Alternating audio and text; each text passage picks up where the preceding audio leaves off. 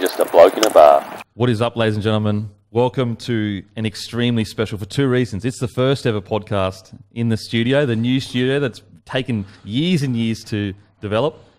And it's big Wendell Sailor as the first guest, the greatest winger of all time, in my opinion. Welcome to the new studio, brother. Yeah, thanks, Kempy. Always good to be around you, mate. And I don't know, there's been so many great wingers in our time, you know, Sarina Rudra, obviously Eric Gray Sr., Brett Morris is someone.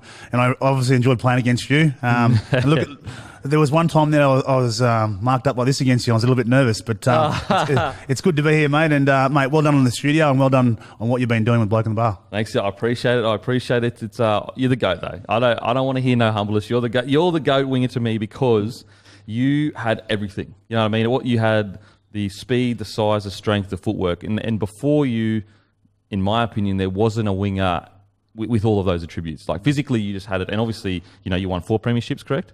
3, and then I was on the bench for the 4th one because I had 2 pretty good wingers at the time, Mick Hancock and Willie Kahn, and Steve Renouf came back from that broken jaw. But you were on the bench though, that's a premiership. Yeah, no, I don't really count that. I was number 21, but that was I was 19. But yeah, but it was good to be that 1993 first year out of school. That made me realise, like, mate, I want to be a part of the Broncos. It just, for me, I mean, you know what the Broncos are like. I just thought I was going to be there for a couple of years and hopefully find another club. But I don't know, there's something about the Broncos. Once you're there, mate, you want to be the best. Oh, absolutely. And you just hit it on the head. You want to be the best. There was something about the Broncos during that period from 1990 to 2000, probably, let's say, 11, 12. Yeah, yep. Where it was like, you needed to be the best. When you put the jersey on, we were the best in the country. Yeah. That's what it felt like anyway to me. Even if it was true or wasn't true, it still felt like that. You know what I mean? So, so what have you thought about, I guess, this rolling into this season, watching the trials? Who's someone for you or a team for you that's really impressing you, and who's a dark horse for you? Oh, look, I think for me, mate, for me, I'm excited about the Panthers still. You know, I heard a few of the experts say, you know, the Panthers, they played at such a level last year. You know, big kick out of there, and you know, some of the young blokes there, Crichton, who's a fabulous young talent. They won't be able to back it up, but they seem to have fun on what they're doing. And sometimes when you play professional sport, it doesn't seem to be fun, you know, and we all feel the pressure because we've all been through, you know, the mental health stuff because we put so much pressure on ourselves to be the best, and fans have that connection to us too on social media when they're sort of getting into you a little bit, and we've all had that.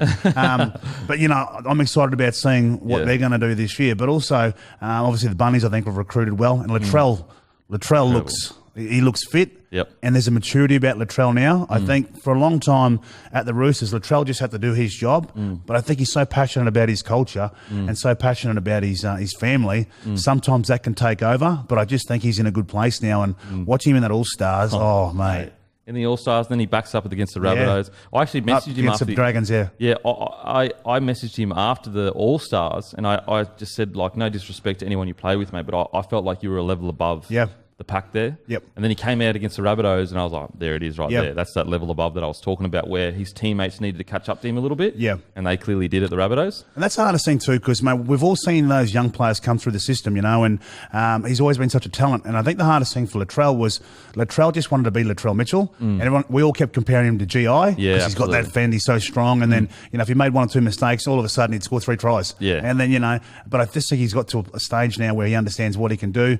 He doesn't need to sign the long-term contracts. You know, he's back himself the next couple of years, and I think that shows a bit of character, you know, and maturity too. And also, he's taken massive pay cut. Like, he was offered nearly double a year from other clubs, multiple other clubs, and I know this for a fact 'cause I've spoken to him. Yeah. But he wanted to stay at the Rabbitohs for cheaper because he was happy there. He loved the team.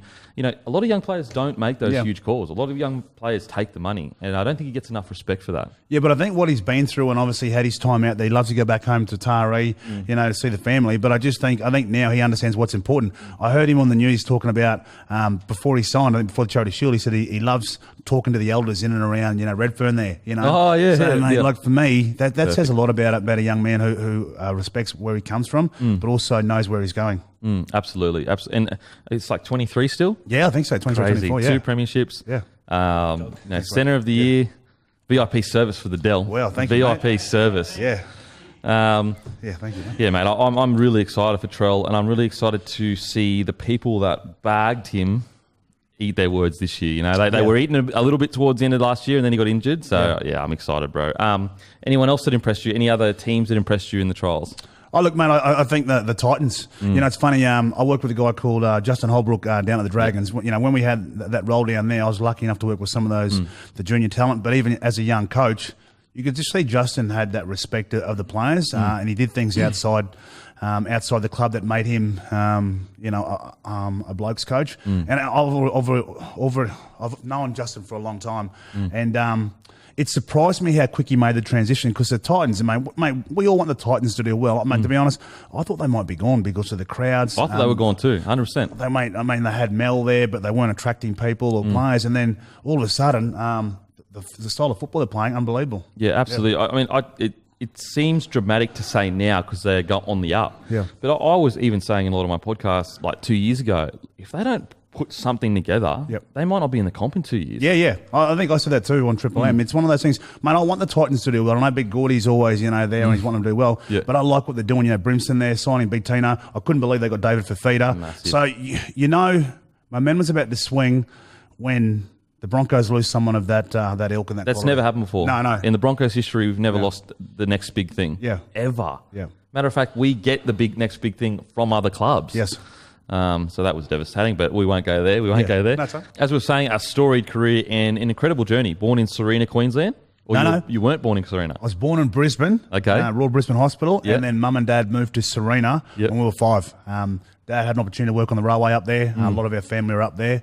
So Mum and Dad thought it might be a better life for us without living in the big city of Brisbane. So explain Sarina to us. Is it a country town or is it out in the middle of nowhere? What is it? Sarina, so you've got Mackay, which is 30 k's north. Yep. And then you've probably got, Rocky, 350 k's south. So that's and, you know, you think about it, I think there's Ben Hunt from there, Cam Munster's from Rocky. Yeah. Anthony Seibold's from Rocky. We went to the Broncos together at a young age. Yep. And then in Mackay and Sarina, where we grew up, there was Vale Shearer, Martin Bella, Kevin Campion, Dally Cherry Evans, Josh Hoffman, Dane Nielsen, Owen Cunningham. All from Sarina? All from Sarina Mackay. It was Mackay and Sarina, so there's a bit of bonus. So when you represented, Sarina Crocodiles were good. Sarina Crocodiles were a pretty strong sort of culture. So the big dogs there were Dale Shearer back in the day. Yep. He's the reason why I followed Manly. Martin Bella was there too. Yeah. And then you had Kevin Campion who set off just before me, who was a pretty fair player. Yeah. Cherry Evans was also from Sarina. No way. Yeah. So that's a small town. Well, I probably know more than, I think, 7,000 people. But then you got a lot of cane farms in and around, and coastal beaches. There's Sarina Beach, Grass Tree Beach. Yep. Mate, it was a really good place to play sport. Yeah. Yep. And for my mum and dad, I think what they did for me was unbelievable, because at school, this will shock you, I wasn't the best at school. I went to school for 2 reasons. I'm shocked. Yeah. Play sport Yeah. and talk to people. Yeah. Okay. And I think my grade 10 teacher, he was talking one day, and his name's Peter McGiffin. I think he works at Queensland. I think he works at the Bulls. Okay. He actually looked at me and he goes, mate, what are you doing, mate? He goes, you're not paying any attention. He goes, mate, you know what? You'll amount to nothing. And I said, we'll see, sir. I reckon I'll play for the Broncos when I get older. No way. You said that to him? Yeah, he actually reminded me not long ago when I saw him in Brisbane. Yeah, because I don't know. And you were in year 10. I was in year 10. Were you already going really well at rugby league? I was going okay, but I probably thought I was better than what I was. Yeah. So I'd make the Mackay sides, I'd make the North Queensland sides, but I couldn't make the Queensland. The North Queensland sides I'd make, but the Queensland sides, guys like Brett Dallas, Butch Fatnowner, mate, those guys would make it. They were like the next level. I was sort of thereabouts, and everyone would go, oh, look, mate, you're going to make it. But, you know, I think when I got to the Broncos, I realised there were better players than me, and then Wayne Bennett put me on placement to the Broncos. So did he remind you that you said that? Or did you go back to him when you did play for the Broncos? No, he reminded me, yeah. Peter McGiffin, he's, mate, he was a pretty fair, he was a sports teacher, really good guy. And sometimes, you know, when you go to school and you don't really want to be there for education, like I'm lucky that I got to play sport. Absolutely. But he was really good. He understood that sport was my passion and people were my passion. And I think he's just trying to get me to understand that you have to finish grade 12, you need an education. And that's one thing, I suppose, you know, being back at school, I probably could have applied myself more to my schooling. But anyway, it's okay. Worked out all right. Oh, yeah. You went all right, Bryce. You went all right. But I've got the best job in the world, you know, absolutely. in and around people, What's crazy is, and I always say to my missus, they say, everyone always talks about, I miss school. Yeah. I don't miss school one bit. I hated school. I got bullied all the time, so that fucking doesn't I got bullied when I was younger. Did you really? Yeah, I was only little. I was like little. I had massive afro, and I got bullied not so by kids in around my class. It was sort of the older. Was it because you were confident and brash? A little bit of that, but I just think back then, mate, I think older kids like bullying you. Yeah, it was just like a rite of passage kind of thing. You know what it is. Like, okay.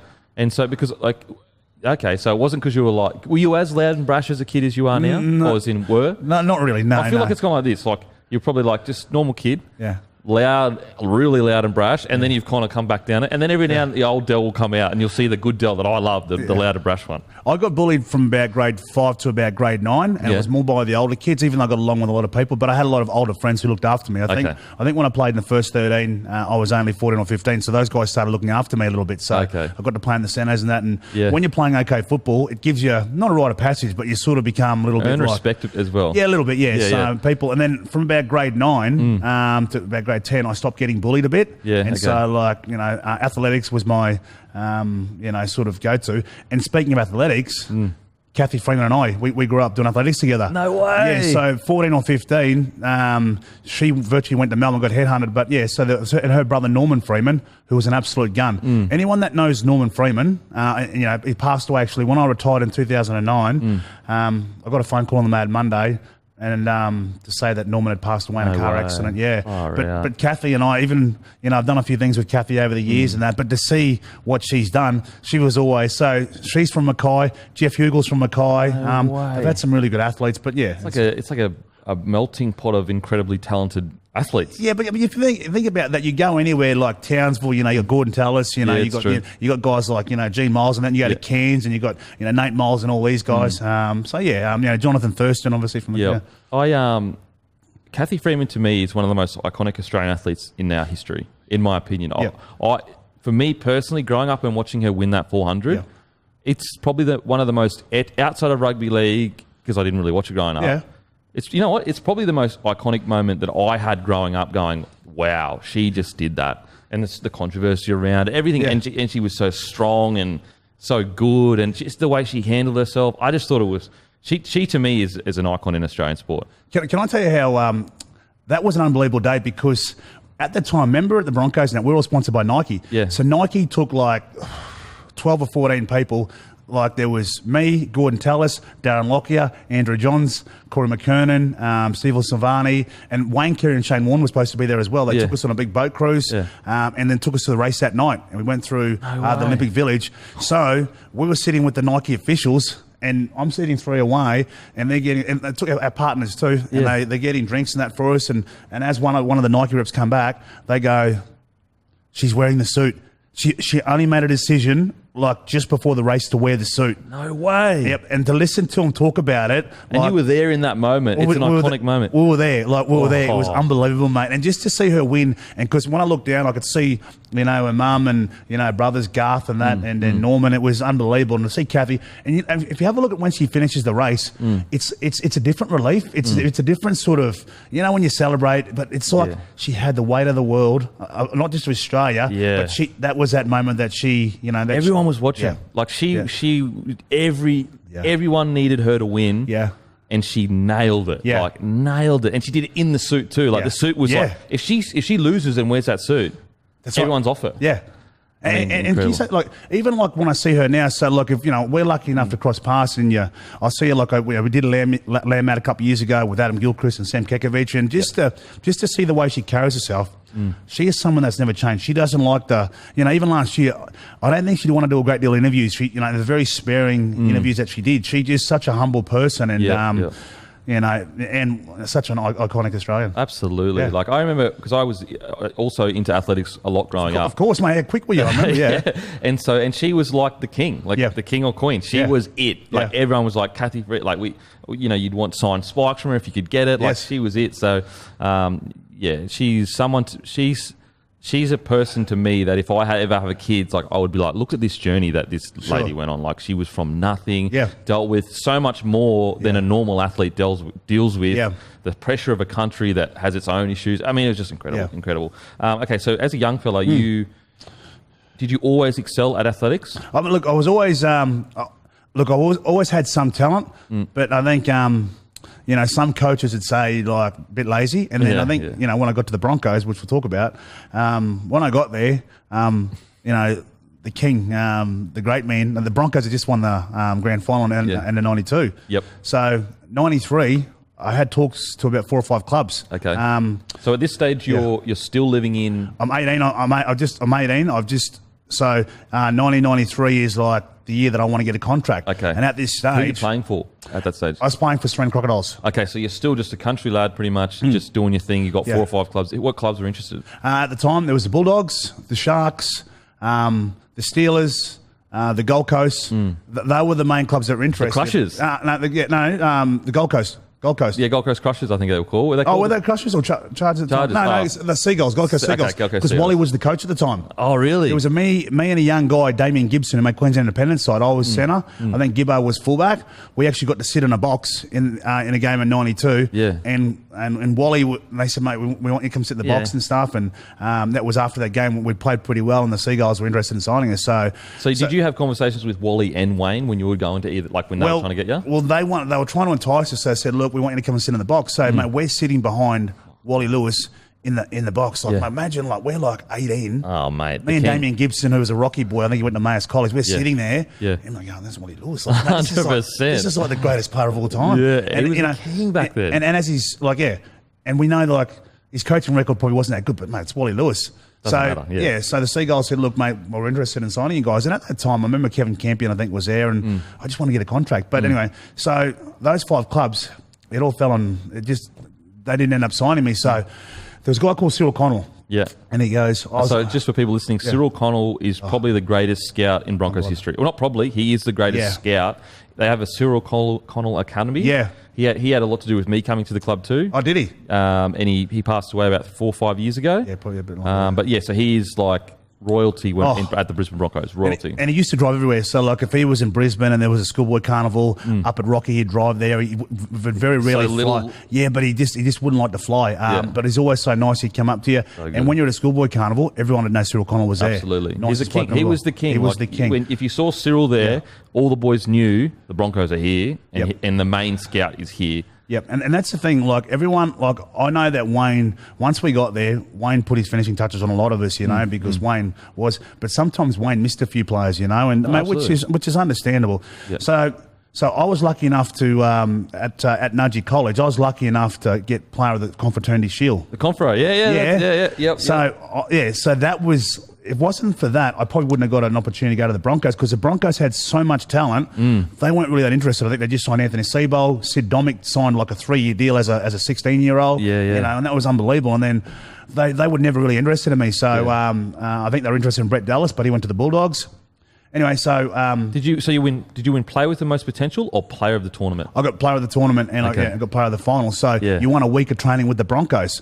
And this is when you talk about, when I talk to young blokes, whether it's at school or academy or young girls, there's probably a defining week in your life where, I got no doubt that through my juniors and that I might have been a bit lazy. Like the best thing for me was my old man, because he was so humble, a bit different to me. Like if I'd scored like 3 tries in a game, he'd say to me, "Go, what about the 2 tackles you missed in the drop ball?" I'm like, "Oh no, don't worry about that. Dad. I scored 3 tries." So then he'd keep me pretty honest. Bring it back down, balance you out a bit. That's crazy, bro, because I went to confraternity. Yeah.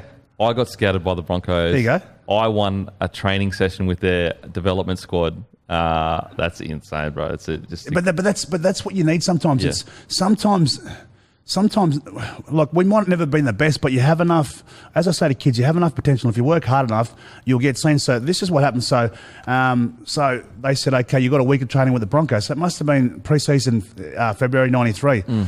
And I'm going down there, I'm thinking, mate, what's going to happen here, mate? They've got all their players signed. Mate, the Bronx weren't interested. I'll just go down and learn, work and learn. So you've got to go with a positive attitude anyway.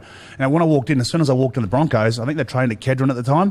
When you walked in, don't forget, they just won the premiership in 92. As soon as I walk in, I'm seeing Steve Renoff, Alan Langer, Willie Kahn, Mick Hancock, like some of the greats of the game. These guys just won. And I was a Manly fan as a kid, but Broncos were like my second team. Yeah, they were heroes in Queensland. They were, and the way they won that grand final in 92 too, 28-8.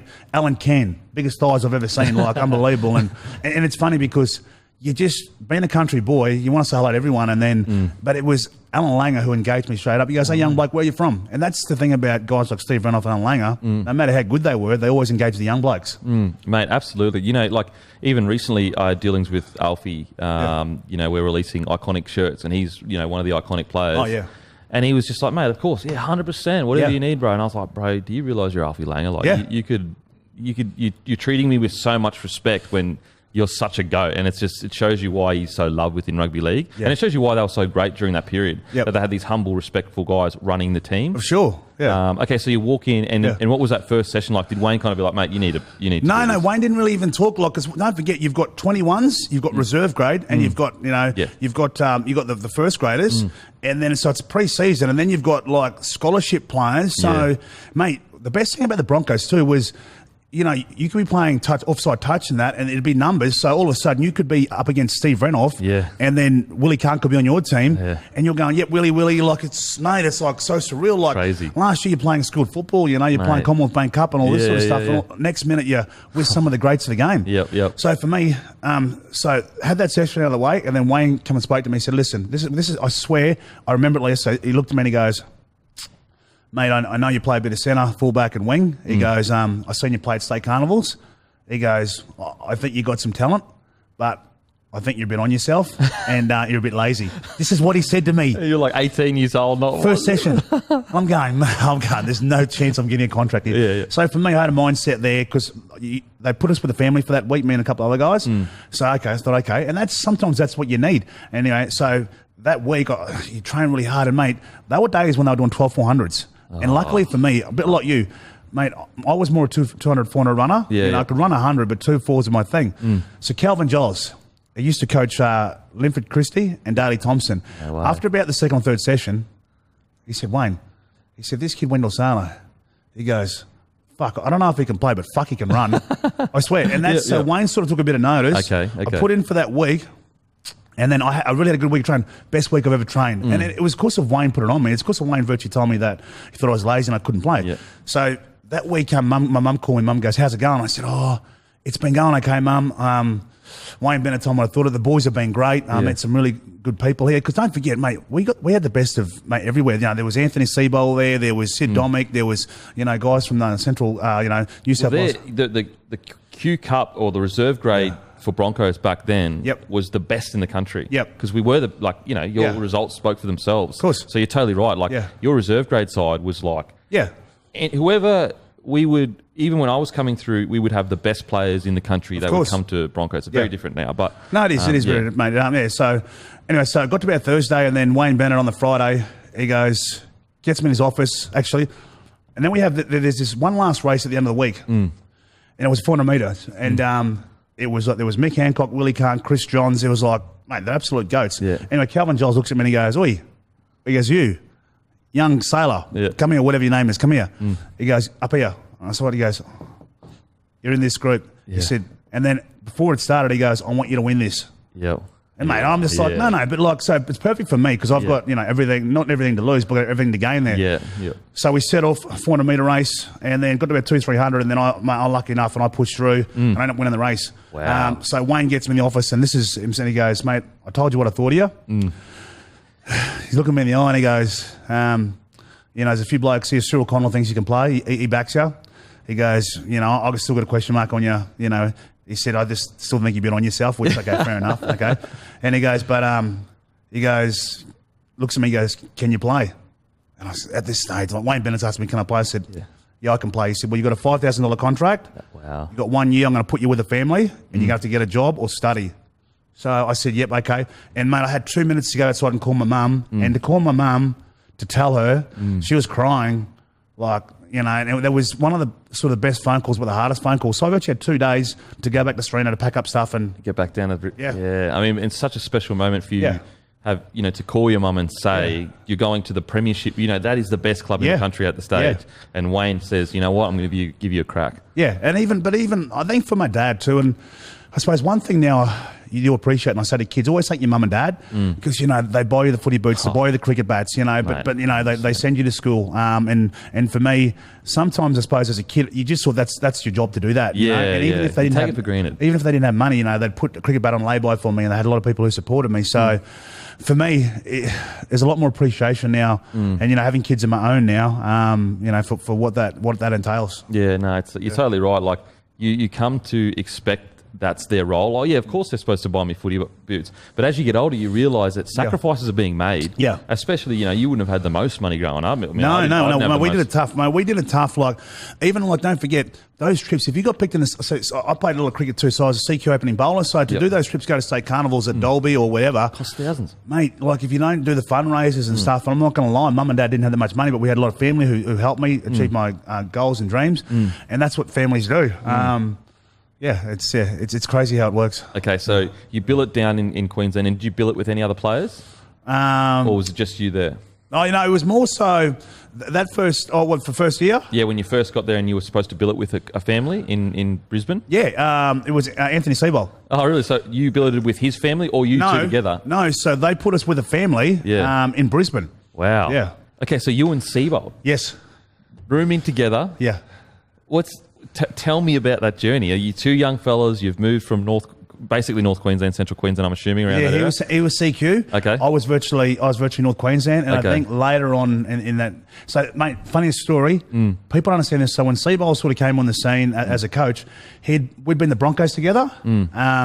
We played. Where we started in 1993. So when we signed, we were in that Broncos under-21s team at Sunshine Coast at Kiwana. We were Kiwana Broncos. Oh, really? It had me, Sid Domick, Seibold. Yeah. Seibold, I think he was our captain. Mate, Seibold was like Queensland under-18 captain. He was like Queensland opening bowler. Wow. Yeah, Queensland obviously edge back rower. Yeah, okay. He was virtually he's one of the most talented juniors through that Broncos setup and through Queensland. No way, because he was in my Clydesdale side as well. I think he moved more towards the front row towards him in his career. Yeah, he did. Yeah, he loved wearing his pants up high. Mate, tucked his shirt in as well. I'm pretty sure. Yeah.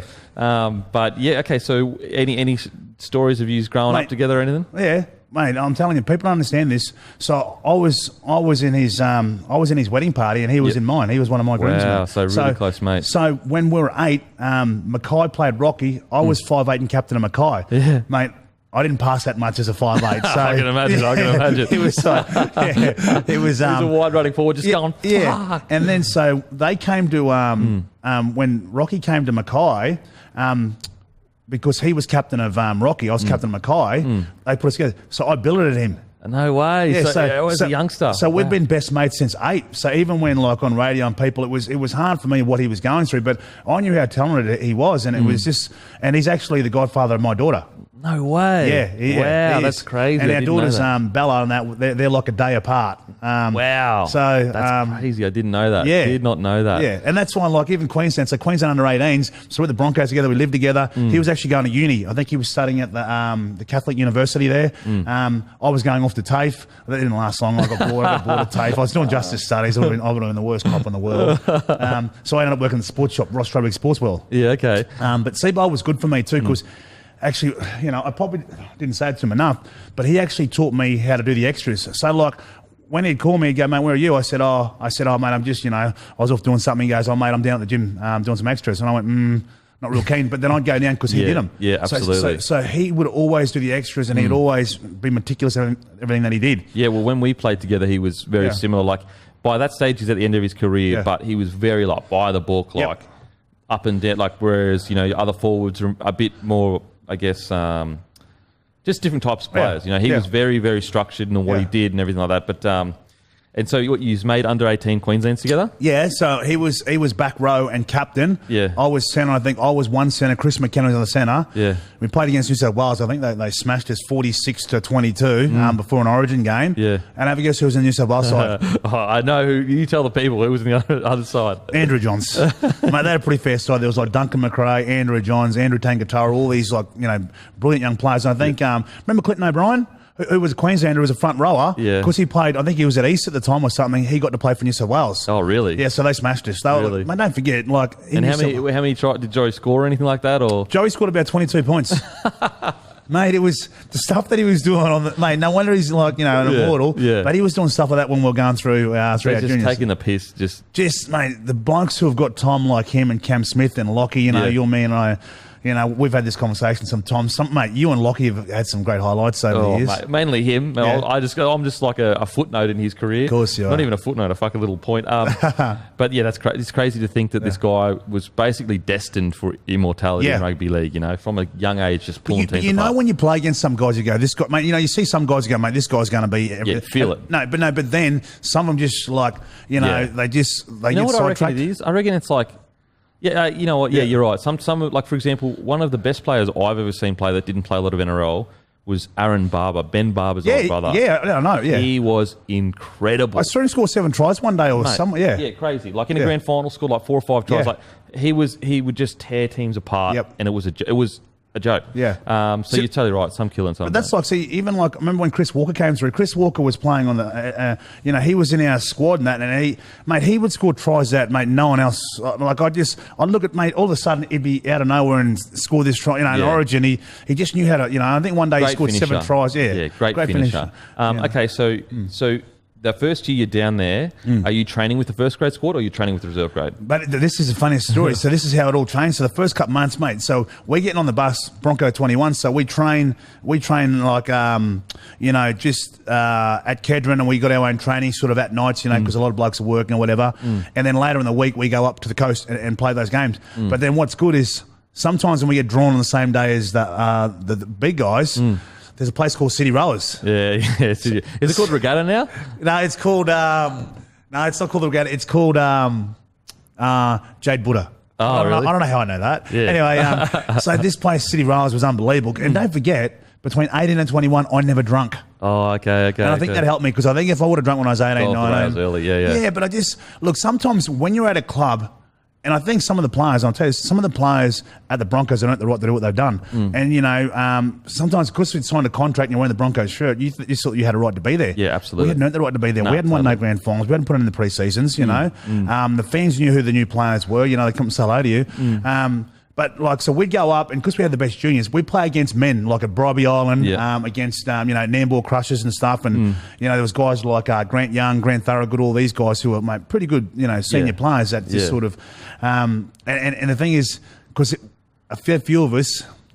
We're a little bit like sort of cocky because we're playing with all the best. You got a few little egos and stuff. At the Broncos. And you're getting a bit lippy, and then we'd score a couple of tries, and I'd be walking back going, "Oh, this is too easy, boys. Honestly, it's embarrassing we're playing these guys. We're only kids."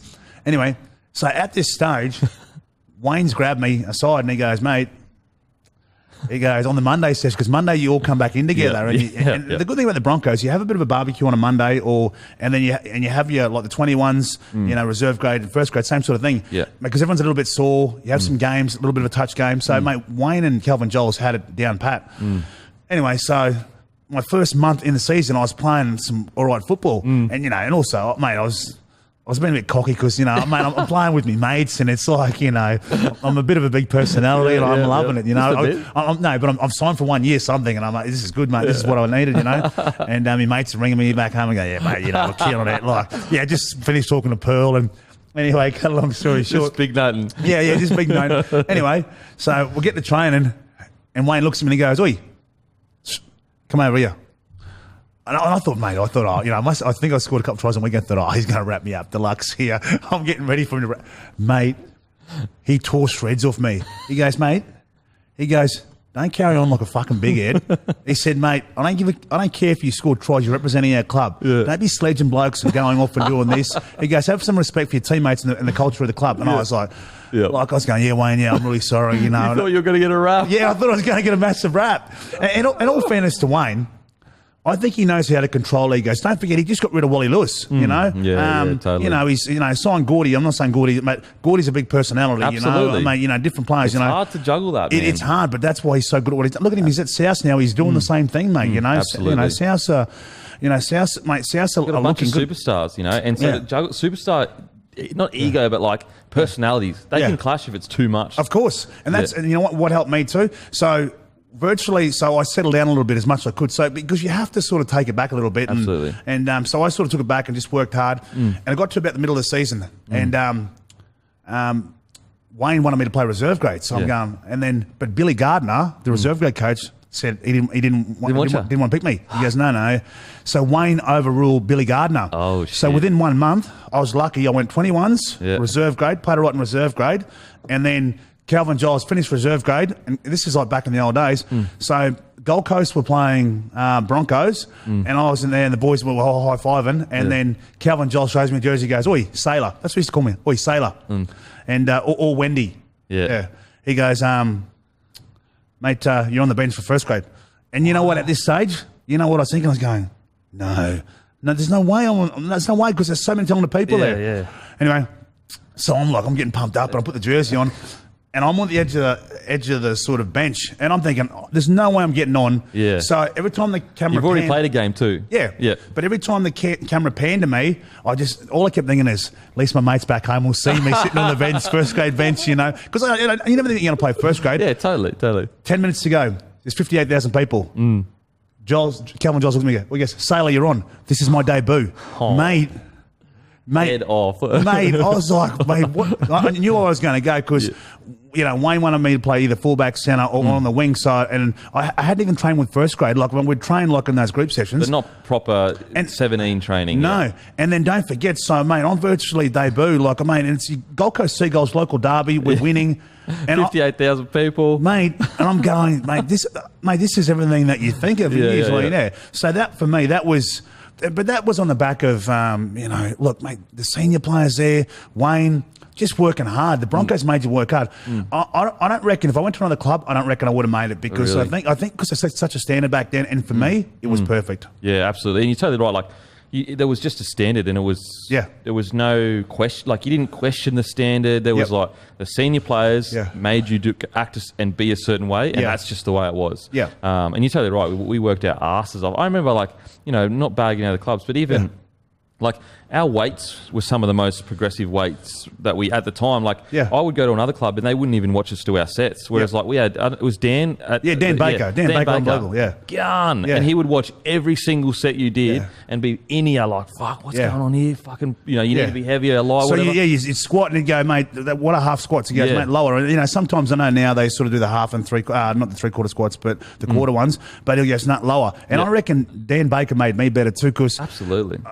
We talk about attributes. I was never the most skillful, but I just think having Willie Kahn and Mick Hancock teach me, Brett Plowman also. Brett Plowman was there. There was a guy called Pat Savage. It certainly helped me evolve as not just a winger, but as a back, but also the coaching. Like someone like Calvin Giles, who coached Daly Thompson and Linford Christie, I was one of his pets. Yeah, there was me, Steve Renoff, Willie Kahn. He loved Steve Renoff because, I reckon Steve Renoff, I know, like, you were so quick. You were so quicker than all of us. Josh Hoffman, that was quick. But Steve Renoff at training would run as quick as he needed to. Yeah. Okay. So when you have the 40-metre sprint times, like I think I had the record there for a while, and I think you had it, but Steve Renoff would just run as quick as he needs to. You give him the ball in the game. Remember that? That try that he scored in that grand final where Rex Terp, see you later. Yeah. If you have a look at that whole passage before that, Willie Kahn, mate, gets the ball from the in goal. Willie Kahn is one of the unforgotten sort of heroes at the Broncos. Him and Mick Hancock were my heroes growing up, and I reckon I tried to take the best out of both of them. Willie Kahn, I love Willie Kahn because he had the swagger, he was good looking, sexy as, he would have been in the bloke. 100%, bro. 100%. He needed one of those shirts. But mate, if you have a look, I don't know who kicks it in the corner, but he gets out and sets it up, and then 15, 20 metres, and then Kevy does what he does, goes bang to Steve Renoff. Mate, one of the great Origin tries, and then you got someone like Ricky Walford, who's no slouch. Ricky's chasing, and it was an iconic moment. Mate, and you crazy. think about it, I'm a 92, mate, you might have been in grade 8 or something, but I'm sitting at home going...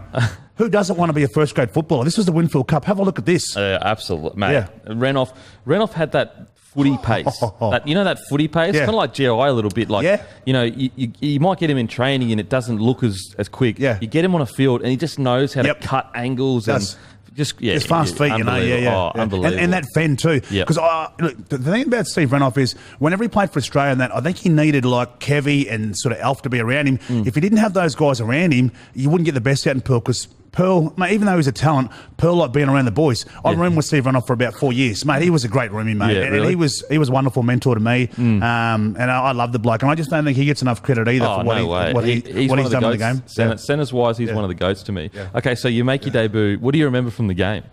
Was it just quick as anything? Yeah, I remember it was just quick, but I just can't. How am I out here? Like 3 weeks ago, I'm playing against the Nambour Crushers. Yeah. And then all of a sudden, I'm playing first grade with, Alan Langer and, Alan Cairn, Gavin Allen, Glenn Lazarus, these guys. Yeah, so crazy. It was, to think that, and also don't forget, your mum and dad back home, and, it's always going to like mainstream TV, so they're at home and they're excited. They're seeing you on TV, Everyone, and I've got a big family from like virtually Queensland, from Brisbane all the way up to the Torres Strait Islands. Yep, wow. So I'm getting calls, mate. Mobile phones were, they were sort of back in those days. But they were those flip top ones. I think big, the Motorola thick ones, bro. Yeah, big but I think Kevy Walters, I think they had a mobile phone shop, Kevy and Chris Johns at the time Oh, too. really? So I think when I debuted, they go, mate, come down and pick a brand new phone up. I'm going, mate, how good's this? So things started to turn for you a little bit. It was great, but also with that comes pressure, because people are seeing you play first grade, but also, mate, you've got to be accountable now. So you've got to start training and think first grade. Yeah. And for me, I probably wasn't ready for that. I got in trouble a few times for being late. Okay. I got a few fines. Like just think I wasn't even drinking, but I was just on. I was on Del time. Del time. Oh, yeah, mate. Like today, mate. Sorry, mate. No, hasn't changed. No.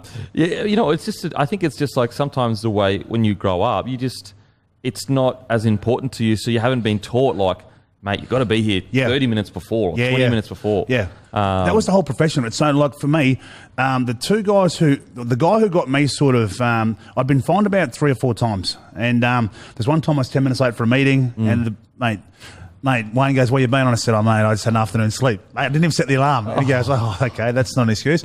Second time, I didn't read my timetable right, okay? Yeah. And then the fourth time, Wayne just goes, mate, actually the fourth time, there was a guy called Scotty Blacker. Yeah. Mate, he always looked after me. And then I was getting my car washed. He goes, mate, what are you doing? He said, mate, the boys are training. I said, no. So I come down halfway through training. Oh, wow. So, mate, this is no joke. I drive down, Wayne looks at me and Wayne goes, just run around the oval. As I'm running, he goes, mate, you're lucky that Darren Smith's injured. He goes, mate, you're on the bench this weekend. Yeah, wow. And then I got dirty because he put me on the bench. It was my fault. So there was a bit of entitlement there. But you're young. You're so young. No, it is. But then I think what happened too was, Glenn Lazarus pulled me aside and he goes, mate, what makes you think that you're more important than all of us? If we can be here on time, we're a team, and we got standards. If you don't want to be a part of this, you can fuck off. You can fuck off. Wow, it's so true though. So true. You don't necessarily think that as a kid, no, but you need it to be pointed out to you that you are disrespecting everyone by being late. Yeah, you are. Yeah, you are. And then, like, I think, because being a country boy, I'm not saying it gives me, but like it's just gone from like you're just so many things going on. You're going, how good's this? Yeah, and that, yeah. You get caught up in it all. 100%. Oh, mate, and you're so young. You're like 19, 20 years old. Yeah. So that year, did you stay in first grade after that year? So that year, I had a handful of games. Well, don't forget that was the year in '93. So they're going for back to back. So I don't know if you remember this, but the final series, so I had a couple of games. I think, Willie Kahn got injured a few times, and then if someone got injured, they'd push Mick Hancock in the centres or Willie in the centres and put me on the wing. So, we were sort of a pretty good outside back unit. Yeah, pretty good. Yeah, Fuck me dead. But then, remember, I don't know if you remember this, but so you get a week off before the finals, and Steve Renoff went home for, I think, his cousin's 21st or something.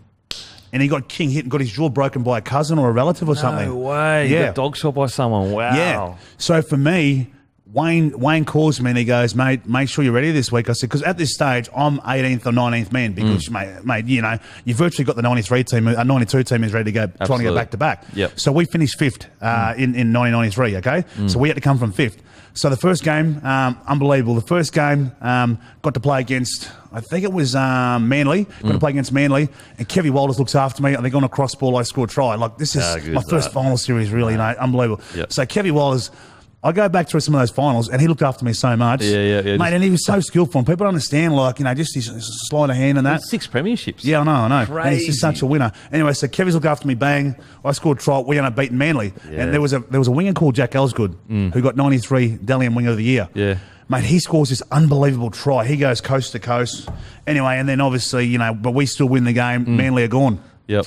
The next week, and this guy, this winger, oh, mate, I've got to have this water before I tell this story. This winger taught me so much. Guy called Nolan Andruku. Yep, okay. Yep.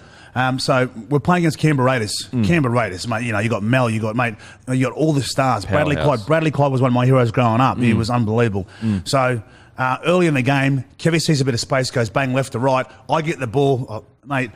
Nolan Andruki comes at me, and I'm lucky enough to time it where I fend off his chest and I score like a 50-metre try. Mate, no. So, mate, I'll pat myself on the back going, how good's this?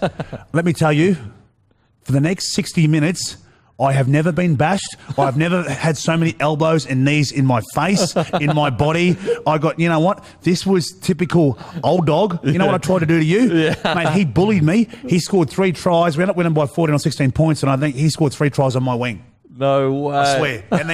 And then the thing here about Wayne would have played me again against the Bulldogs because and we still had a good side. In respect to Steve Renoff told me this. He was nervous because Steve came back. Remember, he had the big headgear and he had the double sort of the double padding there for his jaw. Yeah. So Wayne had promised, and this is how loyal Wayne is. Wayne promised Steve if he could show him he was fit enough, he would start him. Yep. In the prelim, so playing against the Bulldogs, like the Bulldogs, you know, Jared McCracken, you know, you got some of the great players, you know. I'm not sure if Jared was on that side, but you got Terry Lamb, mate. Terry Lamb was one of the goats, and Terry Lamb wouldn't have missed him. No way, he's going for it. Yeah, looking for him. So I'm at this stage. I'm back on the bench. I'm 18th man. I got no problems. Steve Reynolds earned that right. Yeah. Mate, first play, I think Kevy's gone bang, out ball to Steve Reynolds. He has scored in the first 5 or 10 minutes. You know, he's been vindicated, but also Wayne put it back on Pearl. Mate, if you're going to play, you've got to be right. Yeah, absolutely. And then lucky enough, the boys, you know, we win that game. For me, I totally understood that's where it was, and that's where you had to learn to earn your place in that squad. Yeah, absolutely. So those guys had earned that right from the year before, and then we ended up winning the grand final 14-6. Wow. Got to meet Tina Turner. How good! And if you have a look at those photos, have a look at them. I know I didn't play, but every shot I tried to set up the Tina Turner. Mate, because she was like an icon back 100%. there. Yeah. That's the greatest start the show pretty much ever. I agree. Yeah. I can't believe we've never gone back to it. Yeah. I mean, I wonder whether does she still single or anything like that? I think so. She's going to be older in about but can you imagine that? So, imagine my 12 to 18 months, how quick it's gone. Absolutely. I'm at school watching these guys. Now I'm sort of in that dress and shit. You know, guys got Julian O'Neill, guys like Gavin Allen, Chris Johns, Terry Madison. And mate, it wasn't just that first side. You had guys like Brett Gallia, Pat Savage, who people might not have heard of, but we all played reserve grade that year, and you always ran those second players, and you always did those contact and stuff. So you know, and you're sitting there with Tina Turner after a grand final win, mate. You know, you're walking around with the thing. But that for me, any stories of speaking out? Did you try to talk to her? Yeah, of course, mate. And she was so nice. Of course, it was, mate. The euphoria of that day. Mate, you always have good chats and stuff, and it was great, mate. But you just, you know, but you still got to pinch yourself and go, mate. And don't forget, mate, you're standing with Alan Langer too. Alfie, mate, you just, you know, Ben Lazarus as well. Yeah, but Alf would always make you feel a part of it. And if you look at Alf now, I reckon I always give credit to Wayne Bennett for what he's done for my career. But I reckon Alan Langer did so much for me on and off the field. Even when I went to rugby, kept in contact with me through my adversity. Always stayed in touch. Mate, if I need anything, I can make a phone call. Alan Langer will be there right now for me. Really, yeah. That's so good. Mate, the Origin in Adelaide, because they weren't allowed to talk to us. He was at the other side of the field, Adelaide Oval. He saw me, he waved. He came across to say sorry about my mum, to hear about my mum's passing away, but just to talk to me. And you sort of, I went half to shake his hand, but you sort of couldn't. It's funny how in the media we're allowed to be sort of there, but you're not allowed to sort of, crazy times, COVID? Bizarre. Okay, so the next year, do you cement your spot the next year, the 94? Well, 94, I get a bit lucky because there's been a few injuries that year. Willie Kahn gets injured a few times. I think Mick Hancock. So there's a bit of a rotation between the centres, like, you know, Chris Johns and then filling. So, mate, I think I played about 20 games that year. Oh, really? Yeah. Wow. And then remember Tony Durkin? Tony Durkin. Yeah. Oh, yeah. He's shredded, wasn't he? He was one of the journos and he worked at the Broncos. Oh, Tony, he was media manager for a bit. Yeah, and he got replaced by Trad eventually. Yeah. Okay. Yeah. So listen to this. So I had a pretty good year. So I think I played about 20 games. Didn't play that many reserve grade games. And it's funny, like, you know, we all work in the media and do what we do. He calls me to that final series, and we get knocked out by North Sydney. North Sydney had a gun side back then too. You know, Florimo, they had Jason Taylor, they had all these guys. You know, Dave Fairley. Anyway, Gary Larson. Anyway, we get knocked out, and he rings me, and he says to me, he goes, mate, you need to pack your bags. And this is like 2 weeks before the final, before the grand final. He said, what do you mean? He goes, mate, Bob Fulton's a massive fan. I think he's going to take you on the tour because Willie Kahn was injured. Yeah. Rod Wishart at the time, he was injured, so they're going to take Rod Wishart. He goes, but he's a fan of yours, and he thinks you and Steve Menzies, they want to take a couple of rookies, and they think that you two will be good. Yeah, so can you imagine, mate, me and Steve Menzies, like I'm 20, I think Beaver's 21, and but I shouldn't have done this, but on grand final day, I packed me bag because I think you had a couple of days after that, then you're off to the thing. Okay, so you were going for a good time after grand final for a few days. Yeah, no. So I started packing my stuff, and I thought, man, what would I do there? I'll jinx myself. I'm watching the grand final, and I'm watching a bloke called Kenny Nagus score 2 tries, and I'm going, there's no way. Because Kenny Nagus, I'll be honest, Kenny Nagus didn't get enough respect in the game. Mate, what he did, probably on form, he probably should have went on that tour. And sure enough, Tony Durkin was right. I got called out, and I was on the 94 tour. No way. What was that tour like when you rocked up? Mate, it was like, mate, me and Steve Menzies were like little kids. There was Bradley Clyde, Brad Fittler, Glenn Lazarus, mate, Paul Sirinen, Paul Harrigan. Holy shit. What a fucking... Mate, you know, Alan Lang and Kevy, I mean, I played with those guys, but Ricky Stewart. Yeah, wow. Mate, it was like 30 blokes, you know, and there was like young guys like Jason Smith, Jim Sedaris, you know, myself, you know, guys like Florimo, Dave Fairley. So there was an emu side and there was a test side. So what was the... and don't forget, mate, the Goats, Mel Meninga. No, was he in the side then? It was his last tour. Wow, you got this last tour. Yes, that's the last official Kangaroo tour. Wow, that's crazy. Yeah. So you were an emu then? Did you play in games? Well, I was an emu. Yeah, I was an emu. I played against Cumbria in the first game. I was an emu. Like there was other players that were going to be in front of me. I think there was a young Tim Brasher as well. You know, Tim Brasher was a pretty fair player as well. Wow. Yeah. Any emu stories of going out or anything like that, or not really? No, mate. Not really, but like, mate, there was Ian Roberts. He was a gun. No, he was a gun. Yeah. He's a tough player too. Yeah. Okay, so you come back, and I guess in '95, you're basically, now you feel like I'm an established, not superstar, but I'm a big name in the game. What was it like for you that next few years? Yeah, well, look, I'd probably work a bit harder.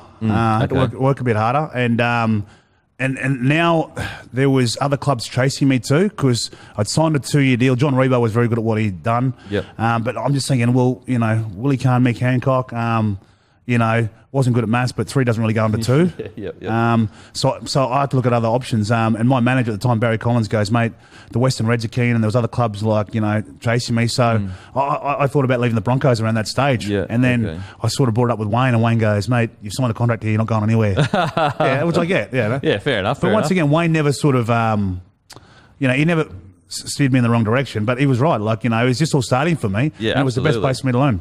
And so you won the premiership in 96? 97. So we won the Super League. It was the Super League 1. Okay, Super League. And that's what, like, when I count premierships, I know I won 2, and I say it's funny, I say in Triple M I won 3, and Gus Wallen and that, and they go, mate, 2.5, mate, you know. I said, mate, Newcastle will claim theirs, but I get it, you know. Didn't you towel Newcastle up the next year anyway? Oh, we smashed them. Yeah. Okay, so 97, you win the comp. What's that feeling like as a young fella, you know, playing footy? Well, 97, look, it was, you know, that was my first sort of real premiership, 97, but like for me, I'm watching Newcastle beat Manly, and I'm not fulfilled. Okay. It's sort of an anticlimax, you know. So for me, didn't feel fully what it needed to feel. Yeah. Okay. So you win the '98 grand final. Yeah. You're down at half time. Yep. And this is the final. Yes, it is back to back, but this is the real final. This is like walk us through that. This is the Bulldogs, mate. The Bulldogs did well to get there, and we just knew, mate, when you've got Lockyer, Tallis, Webkey, you know, mate, mate, some of the players that we had in that team, you know, it was unbelievable for us that day. And Gordy got Clive Churchill, Tony Carroll. Oh, he's a gun, mate. So good, mate. Can tell a story too. Oh, I know he can, big Tunza, but mate, he is. When you pick mate, you know what you should pick one time is. Yeah, 17 like granite, mate. Best defenders. No, but just even granite, like tough. Just hardness. Bo Scott would be in there, you know. And his body is like shaped. Yeah, like just. For impact. Yes. And he just wants to hurt people too, you know. I felt sorry for that ref, Tony De La Harris. Oh, the knee. Holy shit. Yeah. That was crazy. So in that game, mate, they didn't have a bad side. Jason had anything like that. But we knew if we played at our best, Big Gordy was on fire that day too. If we played at our best, no one was going to beat us. I think we had Darren Smith was in the centres. Darren Smith had a cracking game. Mate, typically we had a good forward pack, but I think at half time we were down. The Bulldogs had beaten us. Yeah, okay. And Wayne gave one of his speeches again, wasn't like, mate, when are the Broncos going to start playing, you know? And we sort of all looked at each other, and then, mate, Lockie did some magic things. And then, mate, Tony Carroll, he came in the second half, he just came out of the gate and just, mate, like a bull. He was killing it. Gordy just terrorised. Oh, Gordy just terrorised people. Yep. But that was how the Broncos played. And for me, I felt, being a part of that 93 grand final, that was my first grand final. Even the 97 grand final against Cronulla, no disrespect to Cronulla. I know the Super League, people kept saying, oh, mate, you got to have it your own way, and you got to have the players that you wanted. I think we had Anthony Mundine in that team as well. So we would have been just over the salary cap. Just a tiny bit. Yeah. Tiny bit. So, but that, for me, that was my first real premiership. Okay, the 98 premiership. Against the Bulldogs. Okay, so the siren goes and you win the game. What's that feeling like? For me, it was like, the feeling that I never felt 93 is the feeling that I wanted to feel now. Okay. This is like, you've worked, mate, when you've made all those, you know, those sacrifices, your mum and dad's made those sacrifices, your family, the junior rep teams that you've made, the injuries that you've had, and touch wood, I think I was lucky. I never got many injuries. Yeah, okay. I think I broke my arm after the 96 Origin series, and I was out for 8 weeks. That was the worst injury I had. Okay. But you just felt like this is, you're doing that lap. Yeah, you're doing that lap of honour, and the Bronco fans are there. The Bronco fans, and I'll be honest with you, even when I went to the Dragons and that, the Bronco fans are always good to me. You know, you always get those ones who sort of boo you. You know, you got the Warriors and you went to Dragons and that. But there's a love for the Bronco fans. If you played well for the Broncos in that jersey, and you've done them proud and respected the jersey, they'll always respect you. And so you made your Origin debut 96? Yeah. 96, was that before your Australian debut? No, 94, I played for Australia first. 95, they didn't pick us. Okay. That's when Fatty's sort of unsung heroes won that Origin series. They didn't pick any Super League players then, because remember Super League came in. And then 96... How did that come about? Well, mate, Fatty was the coach, and I've always liked Fatty. And mate, I think for Fatty too, I think Fatty did a good job, because it was hard, because I think a lot of people wanted Wayne to be the Origin coach, but the ARL, the QRL stuck loyal to Fatty, which I think Fatty deserved that. I got no problems with that. Yeah. And Fatty was great, mate. We just weren't good enough, mate. The New South Wales team, mate, they had Lazarus, Bradley Clyde, they had, I think, mate, they had they had the gun side, Tim Brasher, they had Laurie Daly, Ricky Stewart. Wow, mate, yeah, that is. Mate, it's a gun side. Andrew Eddinghausen, Do you remember, do you remember the call or anything like that, or do you remember you running out, looking down, seeing the mate, I'll tell you what I remember. I remember when I walked in, when I got selected, I walked in, the first guy I saw was Arthur Beetson. Arthur Beetson was a guy I've always respected, always looked up to, and he'd actually, when I was 16, he'd actually wanted me to sign at Cronulla. Oh, but really? I think they went with David Peachy, which I think Peachy's was a great acquisition for the club. Absolutely. And I remember, shaking Artie's hand, because he's one of the selectors. Yeah. And he goes, isn't it funny, kid from Sarina at 16, 17, because he saw me playing a rep game at Mackay Showgrounds. Oh, okay, He goes, and now you're here. And, mate, it was Tosser Turner was there. So for me, it was like, all the hard work that not just you put in, but mum and dad had put in. So it was so good. And then, but what I remember is when I got my jersey, just looking at the name on the back, Sailor, and Queensland. Yep. Look, I didn't play too many Queensland, representative sides when I was younger. I played Queensland 18s and that, and even schoolboys. I think I made the independent side.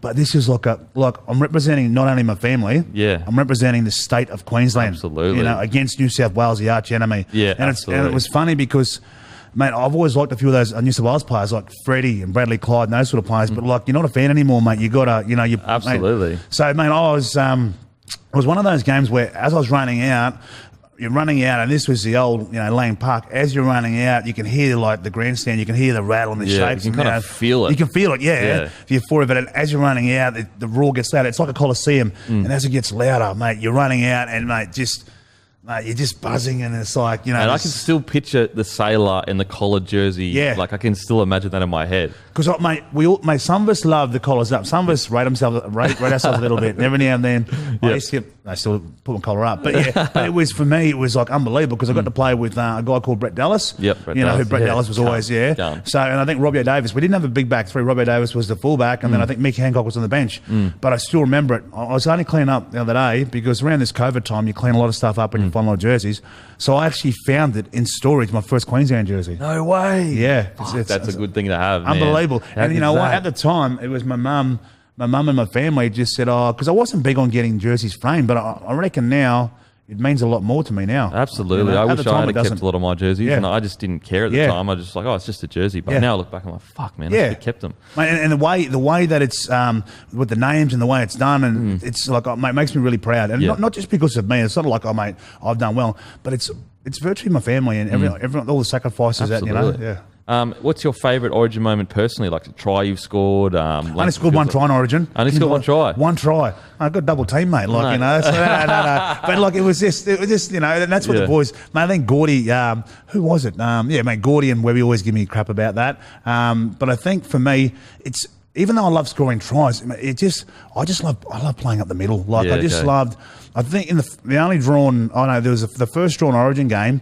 It was in the wet at Suncorp, and it was unbelievable, mate. You just kept taking hit ups and you kept getting hit, and it was gladiatorial. And I think Gordy and I set a standard that night, and I was lucky enough to get man of the match. And I think I was only the second wing on Origin to get man of the match. I think the first one was Willie Kahn. I was second, and I think my mate Mad Dog third. Unlucky Mad Dog. But that was for me.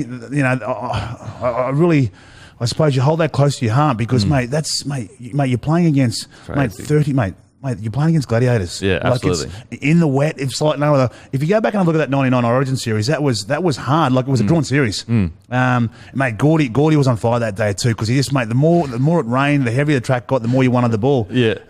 But for me, I reckon my last Origin, and not even about me, but when Alan Langer walked back into camp, mate, there was this confidence because I think we won the first one. Yeah, that's when they had John Buttigieg and all that. John Buttigieg and John Doyle. Carl Webb scored a really good try in the left-hand corner. And, mate, we were going, how good. And then I think New South Wales beat us the second one. Yeah. And the third one. So walk us through. Alfie walks into camp. Walk us through that. So earlier in the week, after we lost that, Wayne calls myself, Lockie, Shane Webke, and Gordy and says, boys, I've got an idea. We're going to see if we can push it through. And we said, what is it? We're going to try and bring Alfie back from England. We were like, yeah. Imagine that. Yeah.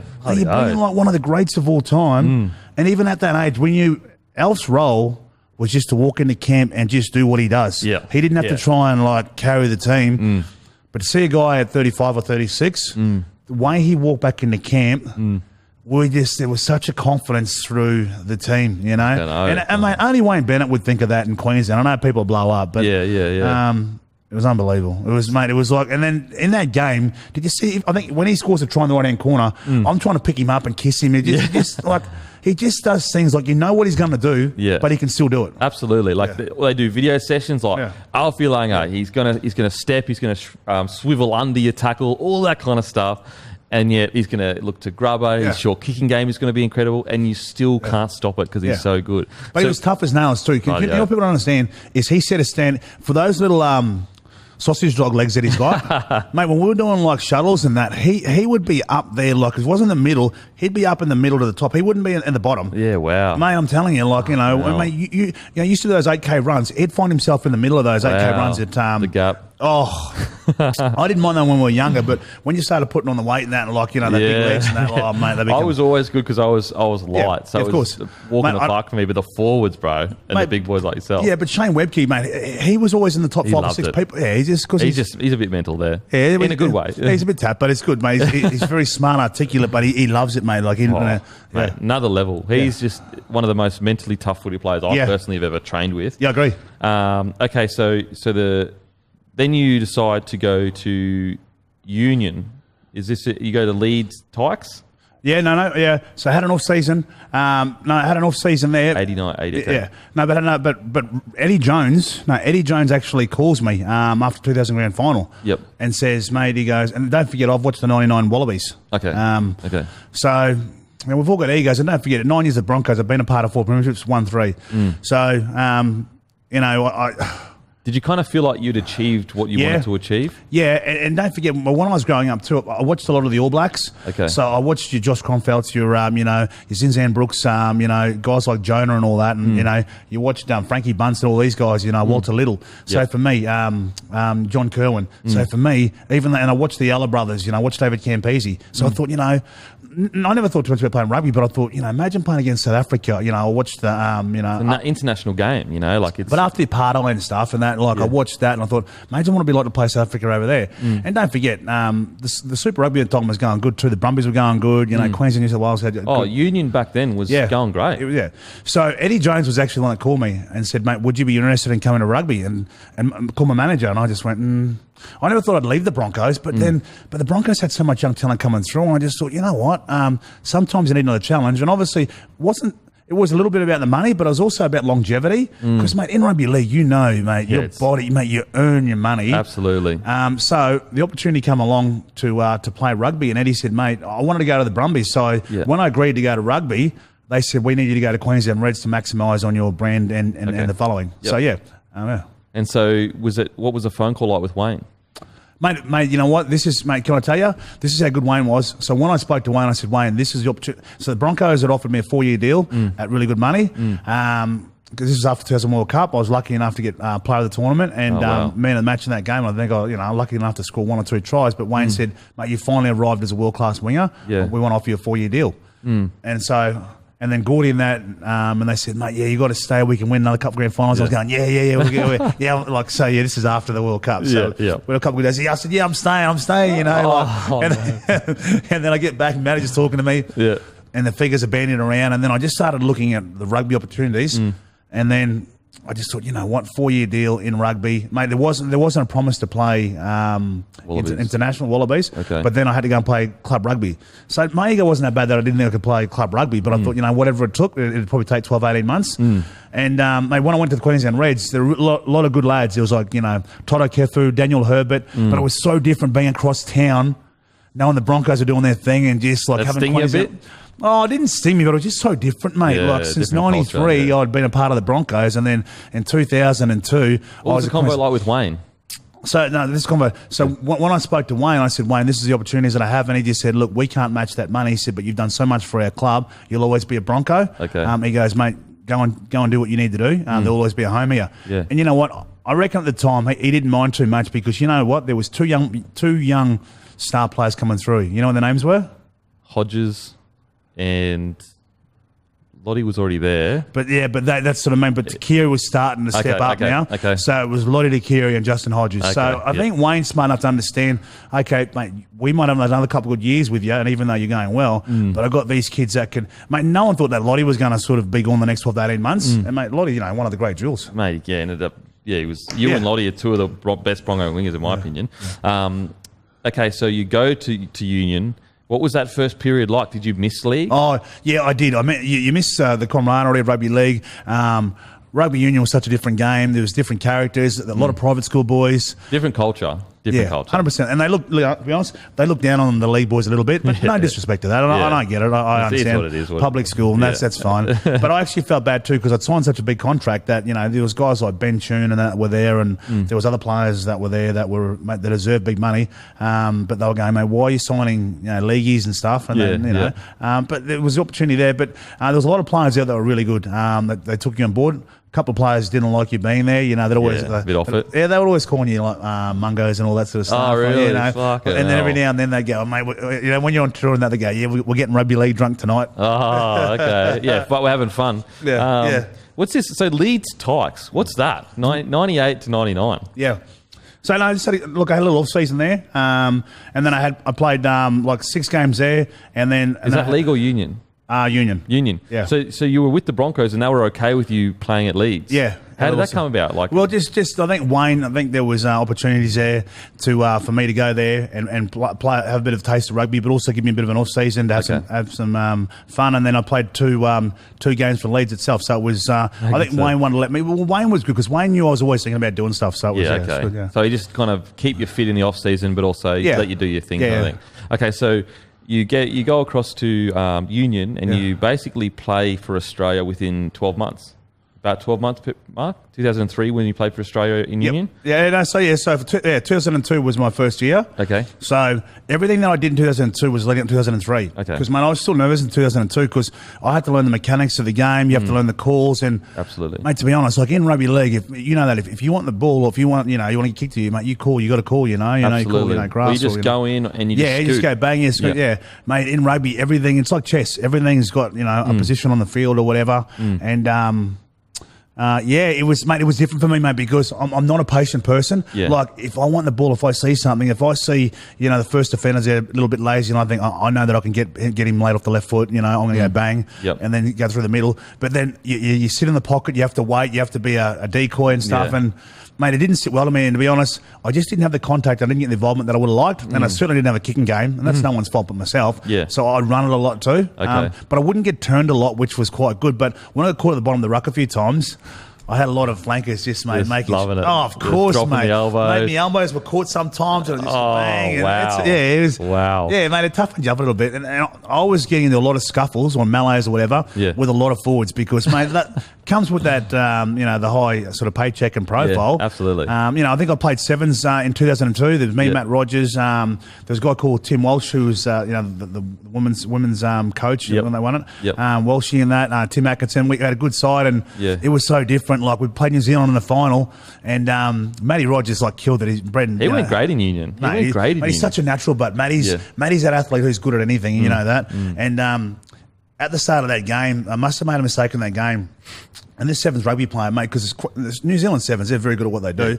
And some bloke goes, mate, this bloke Sailor, he's not even worth the money they're paying him. And then I said, I got filthy. I said, Rat, who the F is this bloke, mate? I don't even know you, mate, but you know me, obviously. And at this stage, I got filthy, I was just sort of into him. And then, you know what it's like, I just get very sort of, get back at him. Absolutely. He's getting lippy to you. Yeah. Okay. But it was good. So the call to play for Australia, how did that come about? Well, mate, it was just like, it was Eddie Jones. Like, mate, Eddie Jones liked his rugby league sort of players, and he just thought we could add something to the team. Yeah. There was guys like Joe Roth, who then they started doing all-season stints too, going like to France and England and stuff. So there was an opportunity there for us. So it was just, they just started ingraining rugby league players in. There was Andrew Walker there originally, myself, and then Lottie come along. And we weren't promised those positions because I remember one time there, I debuted against France because Ben Toon was injured. And the next week, I'm playing for the Gold Coast Breakers at the Gold Coast in front of 600 people. Wow! With who? With Matty Stafford. Wow! So okay, hang on a sec. So you debut against France, and then a week later you're playing a Gold Coast Crush of 600 people. And Matty Stafford's the DJ or whatever. Yes. Yeah. Okay. Yeah. The Stafford brothers. Yeah. Okay. Wow. So I was playing with those guys. I was playing with him.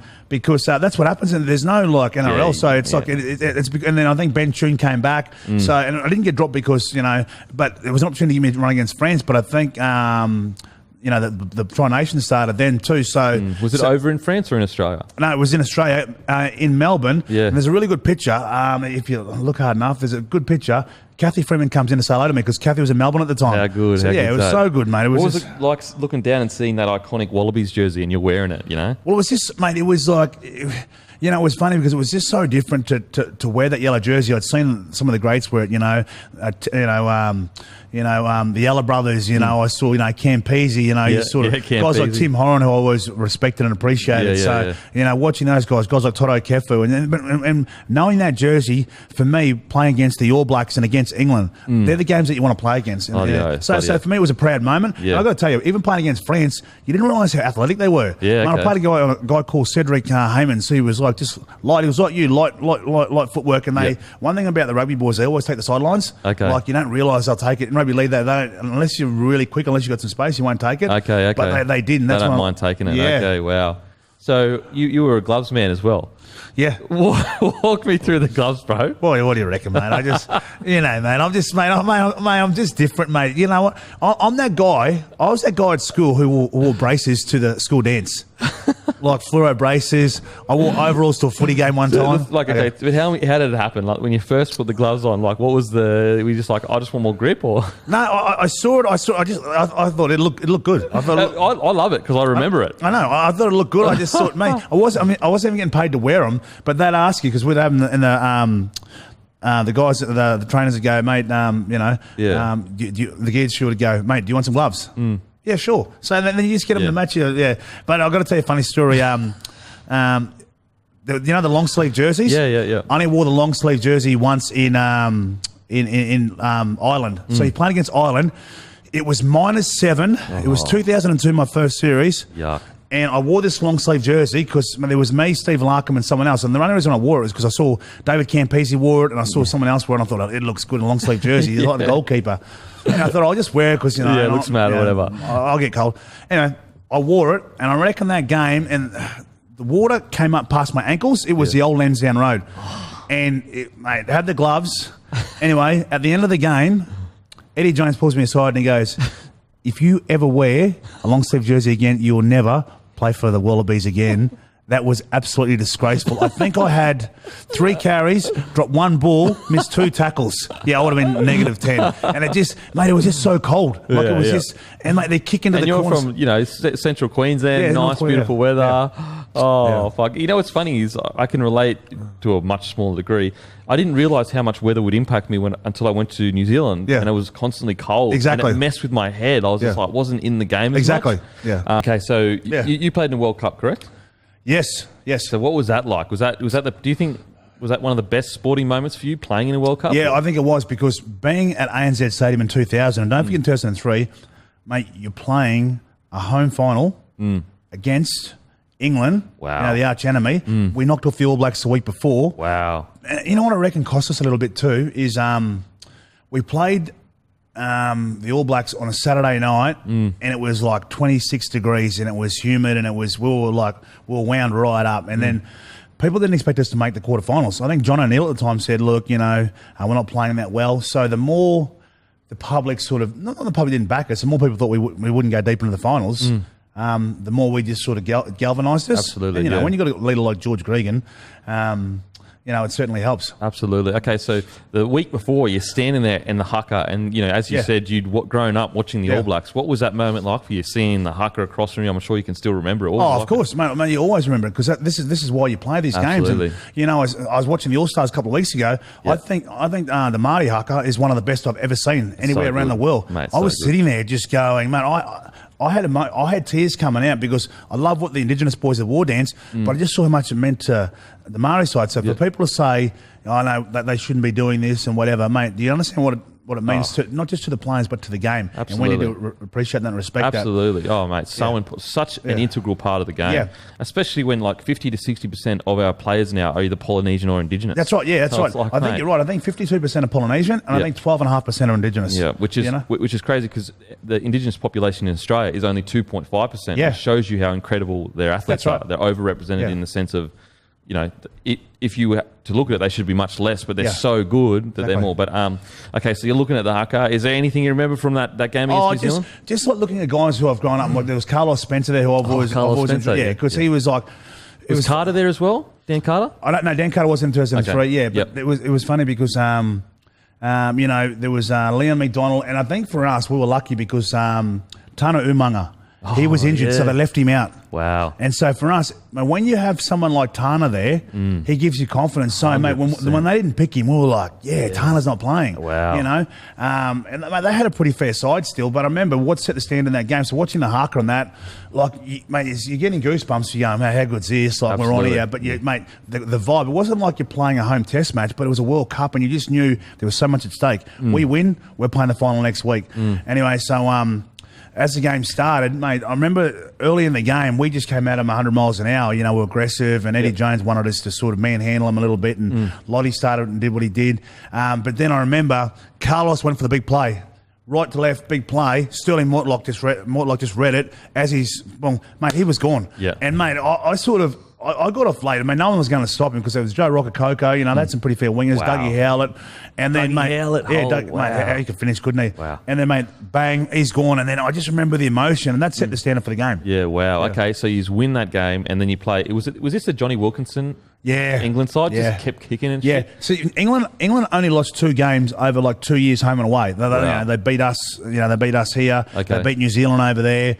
That was a goat side. Oh, mate, absolutely. And they were just tough, and they kept it simple. Martin Johnson was old school tough. And then you had Mike Tyndall in the centres, Ben Cohen and these guys. But you had Johnny. Johnny was he was the architect. He was a gun. Good sort too. Yeah, he was. Yeah, he was. He's in the blood. 100%. He would be. Him and Dan Carter. Yeah. Joke. Yeah. So what's it like?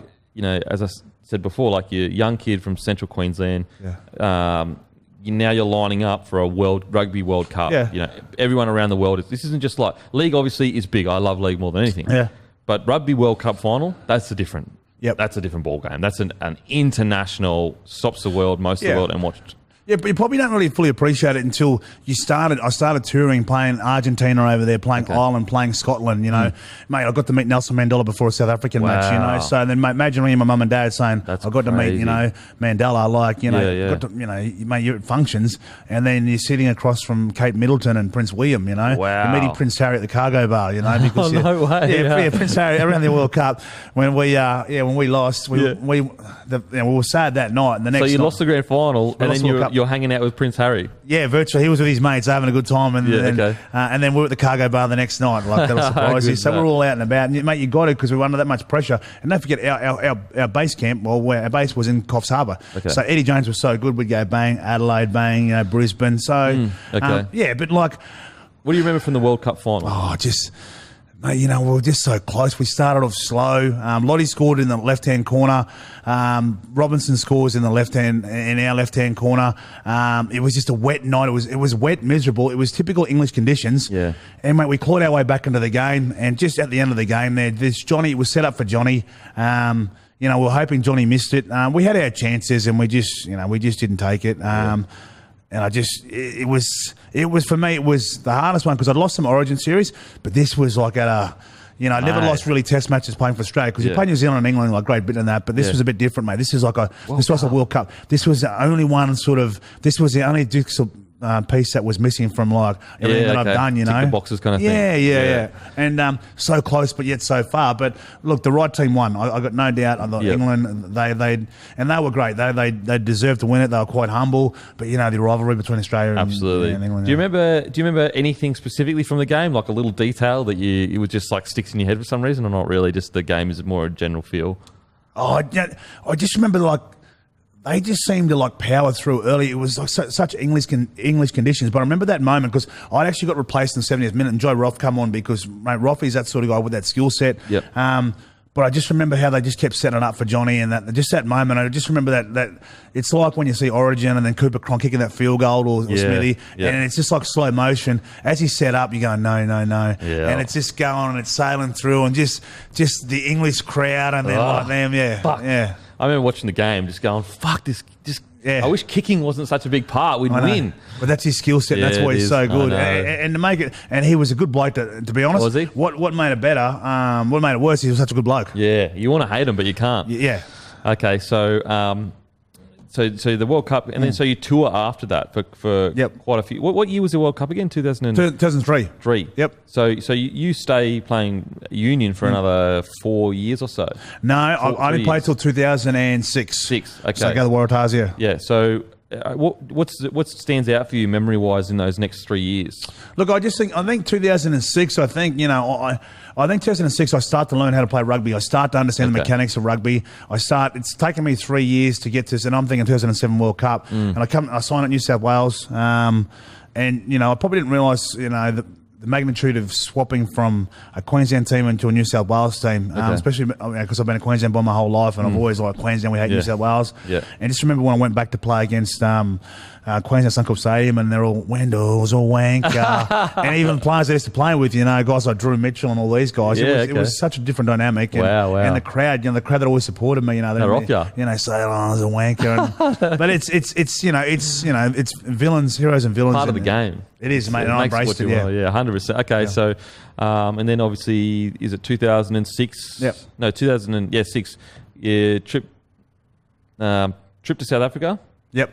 And then you have a confrontation with a patron in a pub. Yeah, something like that. What happened? What was that? Just like a look. I probably shouldn't have been on the piss. I was injured. I shouldn't have been on the piss.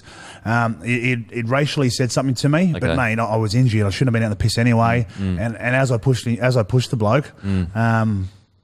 Unfortunately, there was a journo in the bar. Oh, fucking. Yeah, I know, but it was right next to a hotel. But mate, to be honest, mate, I shouldn't have been out. Shouldn't have been there. Shouldn't have been on the drink. You put yourself in a position to be dealing with such fuckwits. Yeah, no, but still, it's mate. Like I was their big signing. Like I'd come through. I think I was at North Rugby as well. I was their big their big signing. So yeah. Okay, so then on 2006, 13th of May 2006, obviously the anti-doping thing happens. Yeah. young men, stupid decision. I'm assuming. Yeah. What would that next few years for you would have been probably some of the toughest times in your career. Well, look. It was a tough time for me, but it was more tougher for my family, I suppose. And look, I had a couple of chances, and people said, "Now, do you think that you deserve 2 years, especially if you see what?" And I thought, well, you know what, I wasn't respecting the game, didn't respect the position I was in, and I suppose for me, I became a better person through being out of the game. And don't forget, I still had opportunities to make myself better by going to country areas, to obviously working with kids, but also. I got to work with some of the greats like Arthur Beetson and Gene Miles. They sort of made sure they got around me for my headspace. Okay. And I couldn't do something I loved. So I obviously took for granted, because, from as an 18-year-old, going from there to there. So at no stage did I blame rugby. It was, I just thought it was more important to be seen at A-list events and, being the big Dell. And it went to my head. So, unfortunately, there was no one to blame but myself. And that's what I think you got to own. You got to own that. And I had to. The hardest thing for me, I suppose, was my family went through it, but also my mum. For my mum to call me and have that phone call to my mum, that was the hardest when cameras and that around mum's place, because not long before that, 5 years before that, my dad passed away. Okay. And they've always been my biggest supporters. And just to have your mum, like, no matter how old you get, absolutely, having to call your mum and saying, "Well, you've been stood down." And when I called her, she said, "Oh, what have you been stood down for?" And I said, she goes, "What have you done this time?" And it was like, no. But you know what? Mum's love's unconditional, which I understand. And I tell you what got me back is, like, when I was out of the game, just people were saying things and they were going, "Oh, he won't be back, you won't see him back." And, we've spoken this before.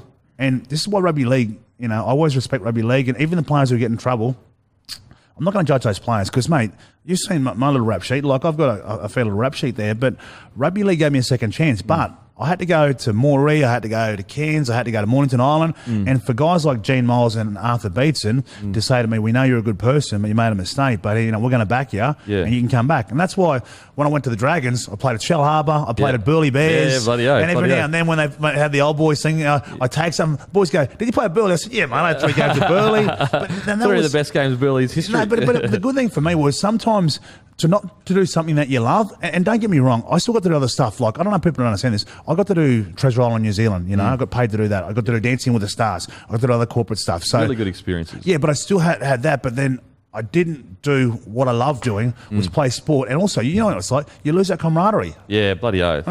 What I find interesting is when it did happen, you went to the league community brought you back in the sense of, like, you're hanging out with Gene Miles and everything like that. Well, I think rugby. Look, mate, the rugby boys are really good in that, like Lottie and all the boys, and rugby will give me some great support. But but I think for me, my league mates are always there. They're always there supporting me anyway. Whether it was Lockie or whoever, Lottie and all the boys. I mean, Lottie was there anyway. But mate, but it was guys like Gene Miles and Arthur Beetson, 2 of the greats, and the Queensland Fogs. They got me on board to do some of that Indigenous stuff, and then the kids. And I was working with the kids who'd been through some broken homes, and so it made me understand a little bit. Like, okay, you've been through this, but it's through your own sort of mistakes. I couldn't really blame anyone. I had a great opportunity and I stuffed it. So how did the discussion come back to league? Well, mate, this is a good story. You'll love this story. This is actually quite a funny story. And mate, I don't know if you've ever got to manage or speak to Willie Mason before. About stuff. Yeah, I've spoken to Willie. Yeah. So this is true. So at the time, Willie and I had the same manager. So Greg Cannon. Anyway, so I had about 5 or 6 months before I was coming back, and I was doing a lot of things right.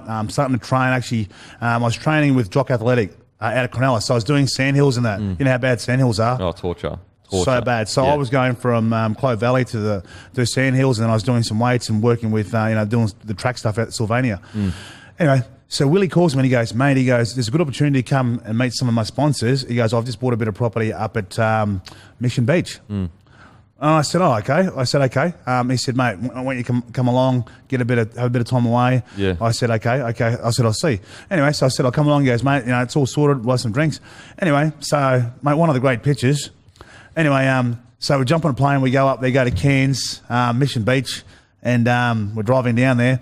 And the first night we get to Mission Beach, they put on a party. Willie and Wendell's in town. And at this stage,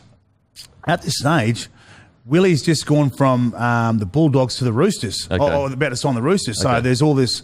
I probably shouldn't have went because I probably didn't have this exposure. Yeah, yep. Anyway, so at this stage, Nathan Brown says to me, he goes, Nathan Brown rang me at this time and he goes, "Mate, listen," he goes, this is like a couple of days before.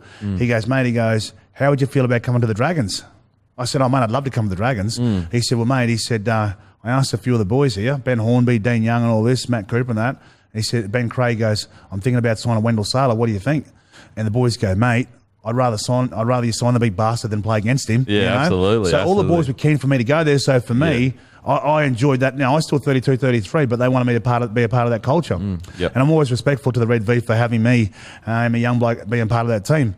Anyway, so at this stage, I'm at Mission Beach. I thought, okay, one last try, have a few drinks with Willie. So there's a photographer there. Willie and I having cocktails in the pool. We had a good night on the Friday night and that. And then on the Saturday, we're having cocktails in the pools. And all of a sudden, Mace goes, and it's like, Mace is getting a bit sunburnt. Yeah. Out of nowhere, Mace goes, mate, he goes, Del, he goes, I need you to rub sun cream over my back. And I thought, yeah, sure. And there wasn't many people around, but there was a photographer there and a journo because I wanted to interview Willie. Yeah. And I said, are you kidding? Like, are you serious? He goes, mate, I'm serious. He goes, I'm getting burnt. So at this stage, and I think you've seen the picture, I go, rightio. So I'm rubbing sun cream on Mace's back. It was a bit like that Will Ferrell scene, like, and it looks like I'm enjoying it, and I'm like smiling. And I said to the photographer, I said, mate, listen, mate, make sure this doesn't go anywhere. Like, he goes, yeah, sweet. Okay, so we obviously have a good afternoon. Yeah. The next morning, my missus calls me. She goes, oh, I know I couldn't get on there yesterday. It's in the Telegraph. Willie and Wendell's pool party in North Queensland. And at this stage, I get a call from Nathan Brown saying, mate. What's doing? Yeah. He goes, mate, what are you doing? He goes, mate, I've got blokes here training. Yeah. We want to sign you, and you're off drinking cocktails. Yeah. And mate, you told me you've been training. You don't look too fit in those pictures. I'm thinking, come on, man. Like, and then at this stage, I'm thinking, oh, mate. And then I'm starting to go, oh, okay, you know what? I better go home. Yeah. So I'm supposed to stay for another couple of days. And as I'm staying, who arrives? Jonathan Thurston. Oh, no. So because there's a young Thurston. How good's this for respect? So Willie goes, Thursday's coming. I said, mate, I don't care. I can't say because I'd never really met JT. We're good mates now and that. Yeah. So this is 2008, 2007, 2008. So around that time. So 2008. So at that time, Thursday, what about this? So Mission Beach, he's driven from Townsville to there in his car. He's had like his two wrists. He had them like had operation on both his wrists. What is he had handcuffs? Yeah, so he drove like after having an operation on both his wrists. Oh, on both his wrists. Yeah. Okay, yeah. So he's freaking driving like this. Yeah. Virtually. Yeah. So he rocks up and he's keen to see Willie. So obviously Willie brought him to the dog system and that. And mate, I'm excited because Thursday's such a nice kid and mate, one of the nice talents of the game. Yeah. But I just said to my manager at the time, I said, mate, you need to get me out of here. And so we drive back to Cairns. They drop me at the airport. I go back home. Yeah. It was. And then that could have escalated quickly. Well, it could have, and I think they had a couple of good days. It was all right for Willie. He had a contract, and it was all right for Thursday. He had a pretty good contract at the time, but here I'm trying to come back and try and redeem myself. And there's those situations sometimes where the old you would have gone. The old me would have, mate, I'm staying, but I couldn't afford to stay because I'd done all the hard work to come back. Yeah. But it's that decision making that gets you in trouble. Absolutely. Okay, so you what's that? Your debut back was against me, which is we've spoken about that story quite a few times. But what's that feeling like? Making your way all the way back to NRL. It's funny when I came back to the Dragons and I understood how quick the game had gotten, and there was guys like yourself who were quick and it was scoring unbelievable tries. I'm watching guys like Luke Burt. I'm watching guys like GI and Israel Folau take it to another level. Because when Lottie and I left, we sort of set the standard. Absolutely. Absolutely. And then I'm watching Jared Hayne doing what he's doing. And, mate, you're nervous. You're nervous because you don't have what you had, but because of who you were, you still got a little bit of skin in the game. But, I remember like some forwards were like, into me and that Luke O'Donnell. I had a few clashes and stuff. Didn't but you it was and me and Mad Dog? Yeah, mate, Mad Dog and always had clashes, but that was through Joey. Okay. And Joey would wind us both up. What would Joey say? So Joey would ring Mad Dog at the start of the week and goes, mate, he goes, mate, you playing Dell this week?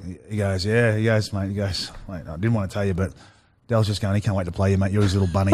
He goes, what? And then Mad Dog, rather than think, okay, Joey's setting me up here, he'd start going, right, because Mad Dog and I were a bit tapped, so we're a bit different. So Mad Dog goes, okay, I can't wait to play you. Right, So, and then Joey'd ring me up and goes, I said, mate, what's going on, mate? And he'd ring me and goes, well, looking forward to catching up, after the Friday night, might have a beer or two. I said, yeah, sweet. I said, what's been happening? He goes, no, not much. And he goes, mate, but it was funny the other day.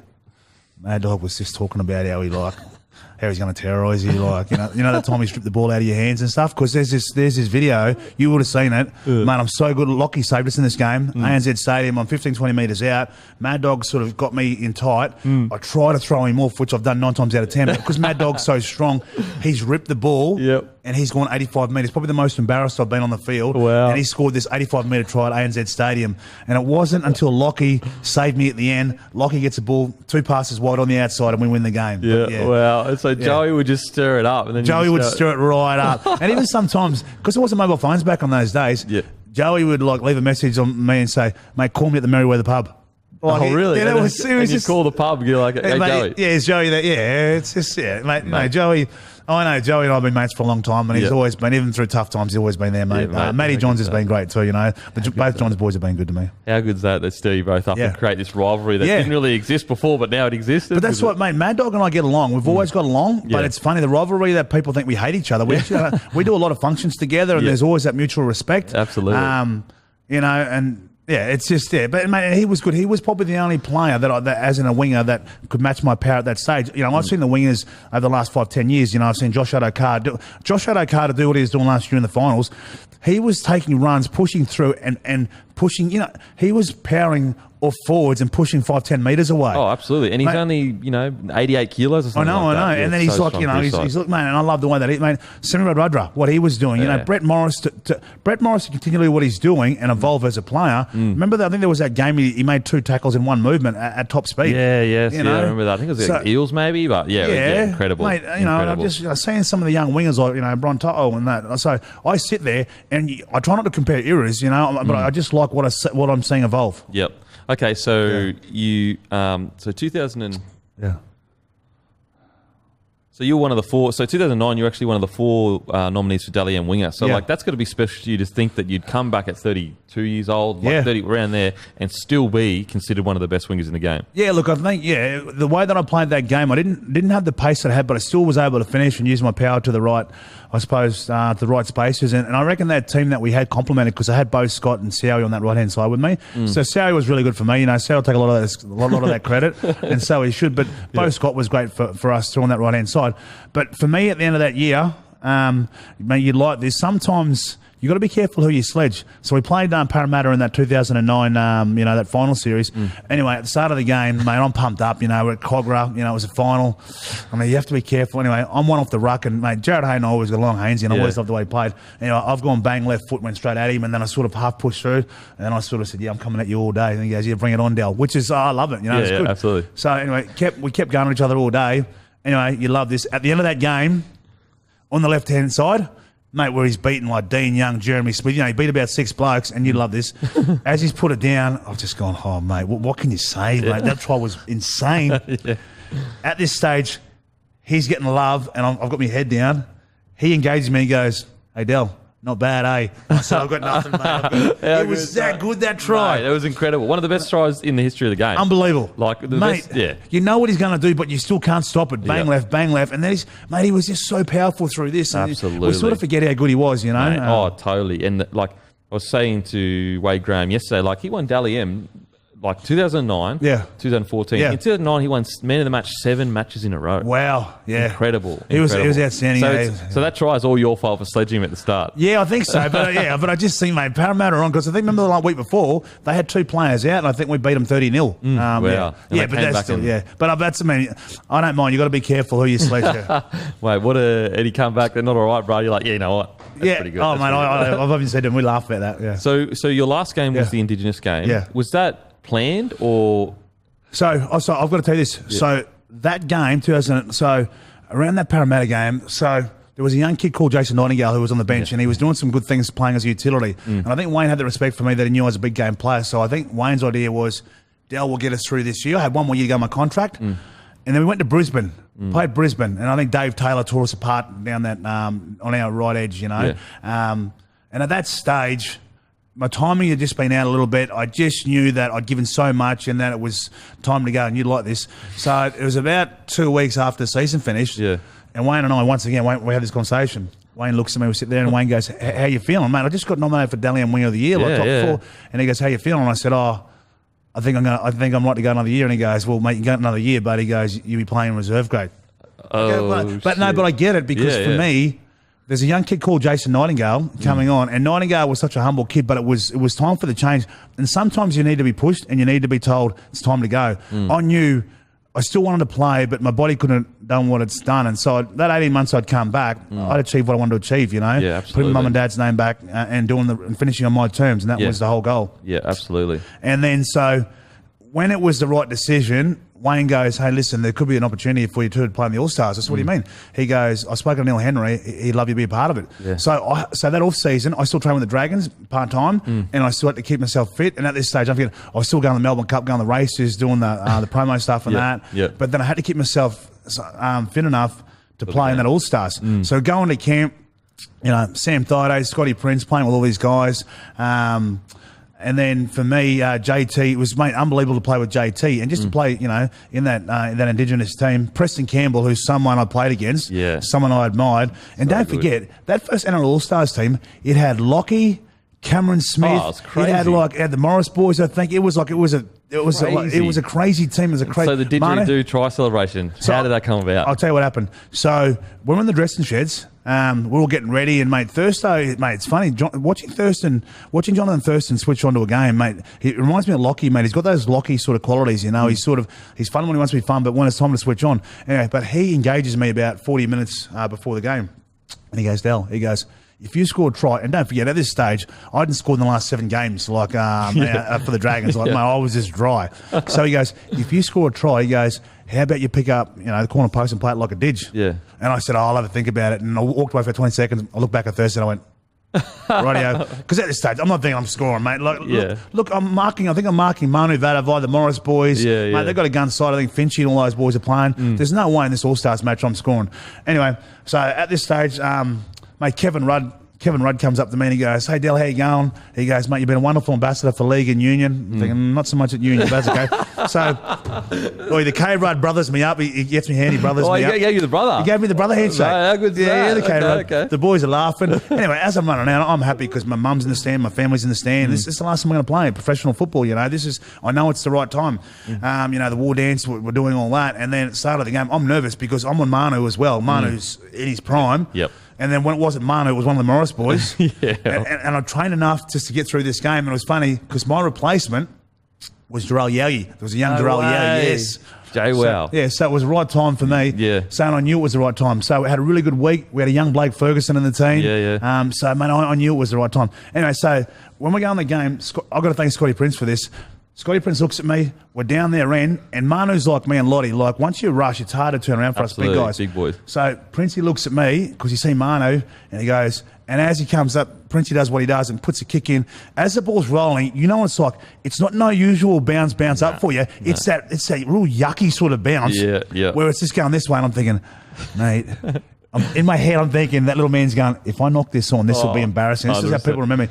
So lucky enough, as I'm on the arc, mate, there's no one there and it's bouncing. I'm just going to sit still. And I jump on it, and lucky enough, mate, I score. And as I score, I think I was just so surprised. And then Thursday looks at me, he goes, and then points to the corner post. And as I pick it up, and it was like slow motion, as I pick it up and play it like a didge, to see Preston Campbell, Sammy Thaiday, Blake Ferguson, JT, you know, shake a leg and do it, and to hear the crowd, you understand what it means, not just, I suppose, to me, but what it means to the players. Absolutely. And it was one of those moments I'll never forget, but you'd love this. And at that stage, once I'd done that, I ran back, and then I went, it was like Oztag or touch. I went to roll, Jay. You're on. Because you come on interchange, and that's the thing. You got unlimited interchange. Yeah, it's good. It was perfect, mate. It was a perfect. How good is that? What a way to go out. No, it was best. You can't ask for anything better than that. But you know what? It's funny. People don't remember too, because I think in the second half, you know, and we win the game, which is unbelievable. You know, and then there's a picture of me and Preston and that. But people remember that try and that celebration. And that's, you know what? Mate, rugby league's given me so much. You gave me an opportunity to finish on my terms, and then obviously for mum and dad, you know, to put our name in the right headlights. Yeah, absolutely. It's so important that. But that's why the game gives you second chances and third chances, and I don't begrudge anyone for that. And that's why, you know, I know we give certain players, you know, a few more than a couple of chances, but that's rugby league for you, and that's why we love it. Absolutely. I totally agree. Like, rugby league is a game of second chances and a game of developing men that need just a bit of guidance and need that second chance. Because if you don't give them that second chance, they're not going to develop. They're going to get worse. It's going to cycle. Well, you know, it's funny that you say that because Wayne Bennett, like, he tells you a lot of good stuff. Remember this? It was day 2 after the Roosters. Day 2, we were at City Rollers. We were like, must have been like midday, and like, you know, with the drinking there. And I looked at Wayne, and I said, Wayne, you must get an ego from all the blokes you've taken from where, you know, us, you know, from the country and whatever.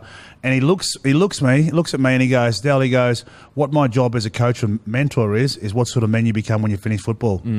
And it's sort of until I was out of the game, and Wayne was great with me. It didn't resonate with me until what you do now. If you have a look at the camaraderie that him and Alf have, you know, and a lot of the players, and you know, you look at guys like him and Sam Burgess and stuff, and like that, you know. And look at Benji and Wayne. Yeah, you know, but for Benji to call Wayne and say, mate, listen, mate, he's looking. He goes, give me an hour.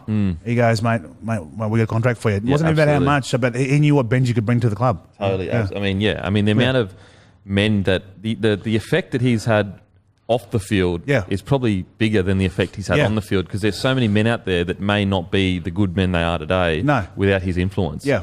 That's the thing. I think his job is bigger than being a coach. People go, oh, mate, he's just a coach. Mate, he's a good man manager. He's a good mentor. And he's a good bloke. And I got to tell you, look, I went through some rough times, you know, when I played and then even out of it. But he's been always pretty good for me. He's been a straight shooter. Yep. And he's been a reason why sort of I got my life back on track. Mate, him and Bellamy, they seem Bellamy's good too. Have a similar, like a lot of ex-players say the same about Bellamy that have been under Bellamy. Yeah.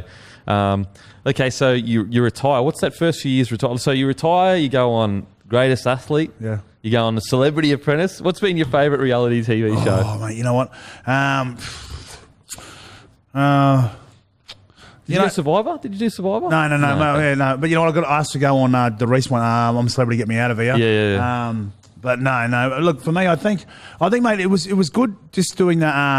Actually, you'd like this one. You know, Mark Boros, absolute champion. Yeah, champion. Absolute champion. So I'm a celebrity. Sorry, what was that one? Celebrity Apprentice. Celebrity Apprentice. Yeah.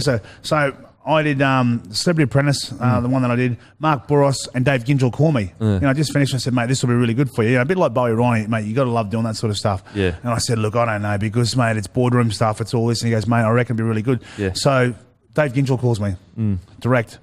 And then I said, look, I don't know. And then Mark Boros calls me. So, mate, you got the two big dogs. Big dogs. You got the big dogs calling. And then so I relinquish, and I like, mate, but you love this. So I do it, and I think I'm not the first off. I think I'm fourth to get fired. So as I'm sitting there, there's me, Pauline Hanson, and someone else. And at this stage, Pauline Hanson's been in the bottom 4 times. Yeah. And like I'm thinking, she's gone.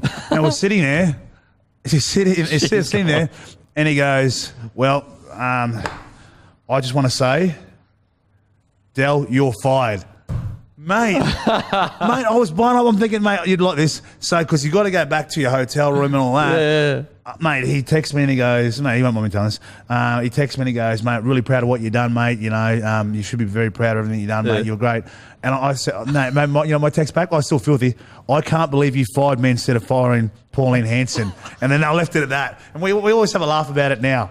You were filthy. That's filthy. The competitor in you. Yeah, but she was in the bottom 4 like 4 times, and she still survives. And I know she's good TV and stuff. But I like that Mark took it on board, and he was laughing, and it was there. Oh fuck! It's funny. It still stings you. Yeah, it does. Like she was in the bottom 4. No. I thought. And in here I was going, I'm safe. And then when Boros points to me, you're fired. Dell, you're fired, mate. Like there's so many emotions running through. And mate, it's like, you know, it's not you. We're all competitors, mate. Yeah, absolutely. I knew that I was going to win it, but I thought I could have went a little bit deeper. So you were happy that you were like 3 or 4 in or whatever. Yeah, but mate, I remember Dancing with the Stars because that was 6 months after I'd been suspended. So I was first one to get voted out, no matter what public opinion. Yeah, it was terrible. Okay. They saw this bloke's on himself. Because you're an athletic person. You should go well at Dancing with the Stars. Yeah, but when the public's off you, there's articles and you know what it's like, and I get it. But I'm glad I went on it because obviously there's a value to it, but there's also you have to be seen to be getting back out. You can't just hide away.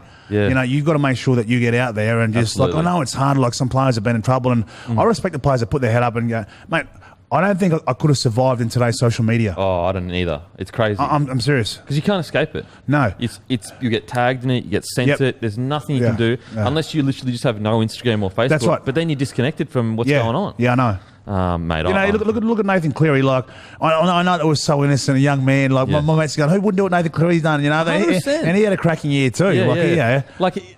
tell me another 20-year-old, bunch of Sheilas, you're out dancing. Like, you're going to get up and have a bit of a dance. Come on. And you're not going to say, no, you can't come in. Or give me a break. That's what I respect about Penrith, actually. Mate, they got the youngest sort of... second youngest side in the squad. Second youngest. Mate, they did well to sort of... bring that all together. The thing is like, you got punished, you got the punishment, let's move on. That's what I think. He's a nice kid, It was the wrong thing to do, boom, let's move on. But when people were calling, like, fucking year suspensions and that, I know. These guys are young men. Yeah. They're not hurting anyone. They just made a little error that we're all making every day in these new times we don't get. Mate, it's funny because when we walk into Origin and that sort of stuff, I always say to Freddie and Joey and stuff and Lockie, mate, we wouldn't have survived in this day and age. No way, you boys.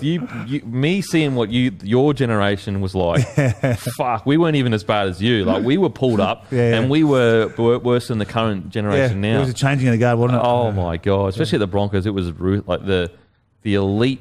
The elite that I walked into was in, like, because you'd had so much success. Yeah. And then we won the comp 2006. Well, I was in the squad. But I get it. But I get it. It was just a bunch of elite alpha males, pretty much. It was crazy. So, if you could get through that, you can get through anything. 100%. I ask all the boys this. Favourite rapper of all time? That's a good one, yeah. That's a good one, mate.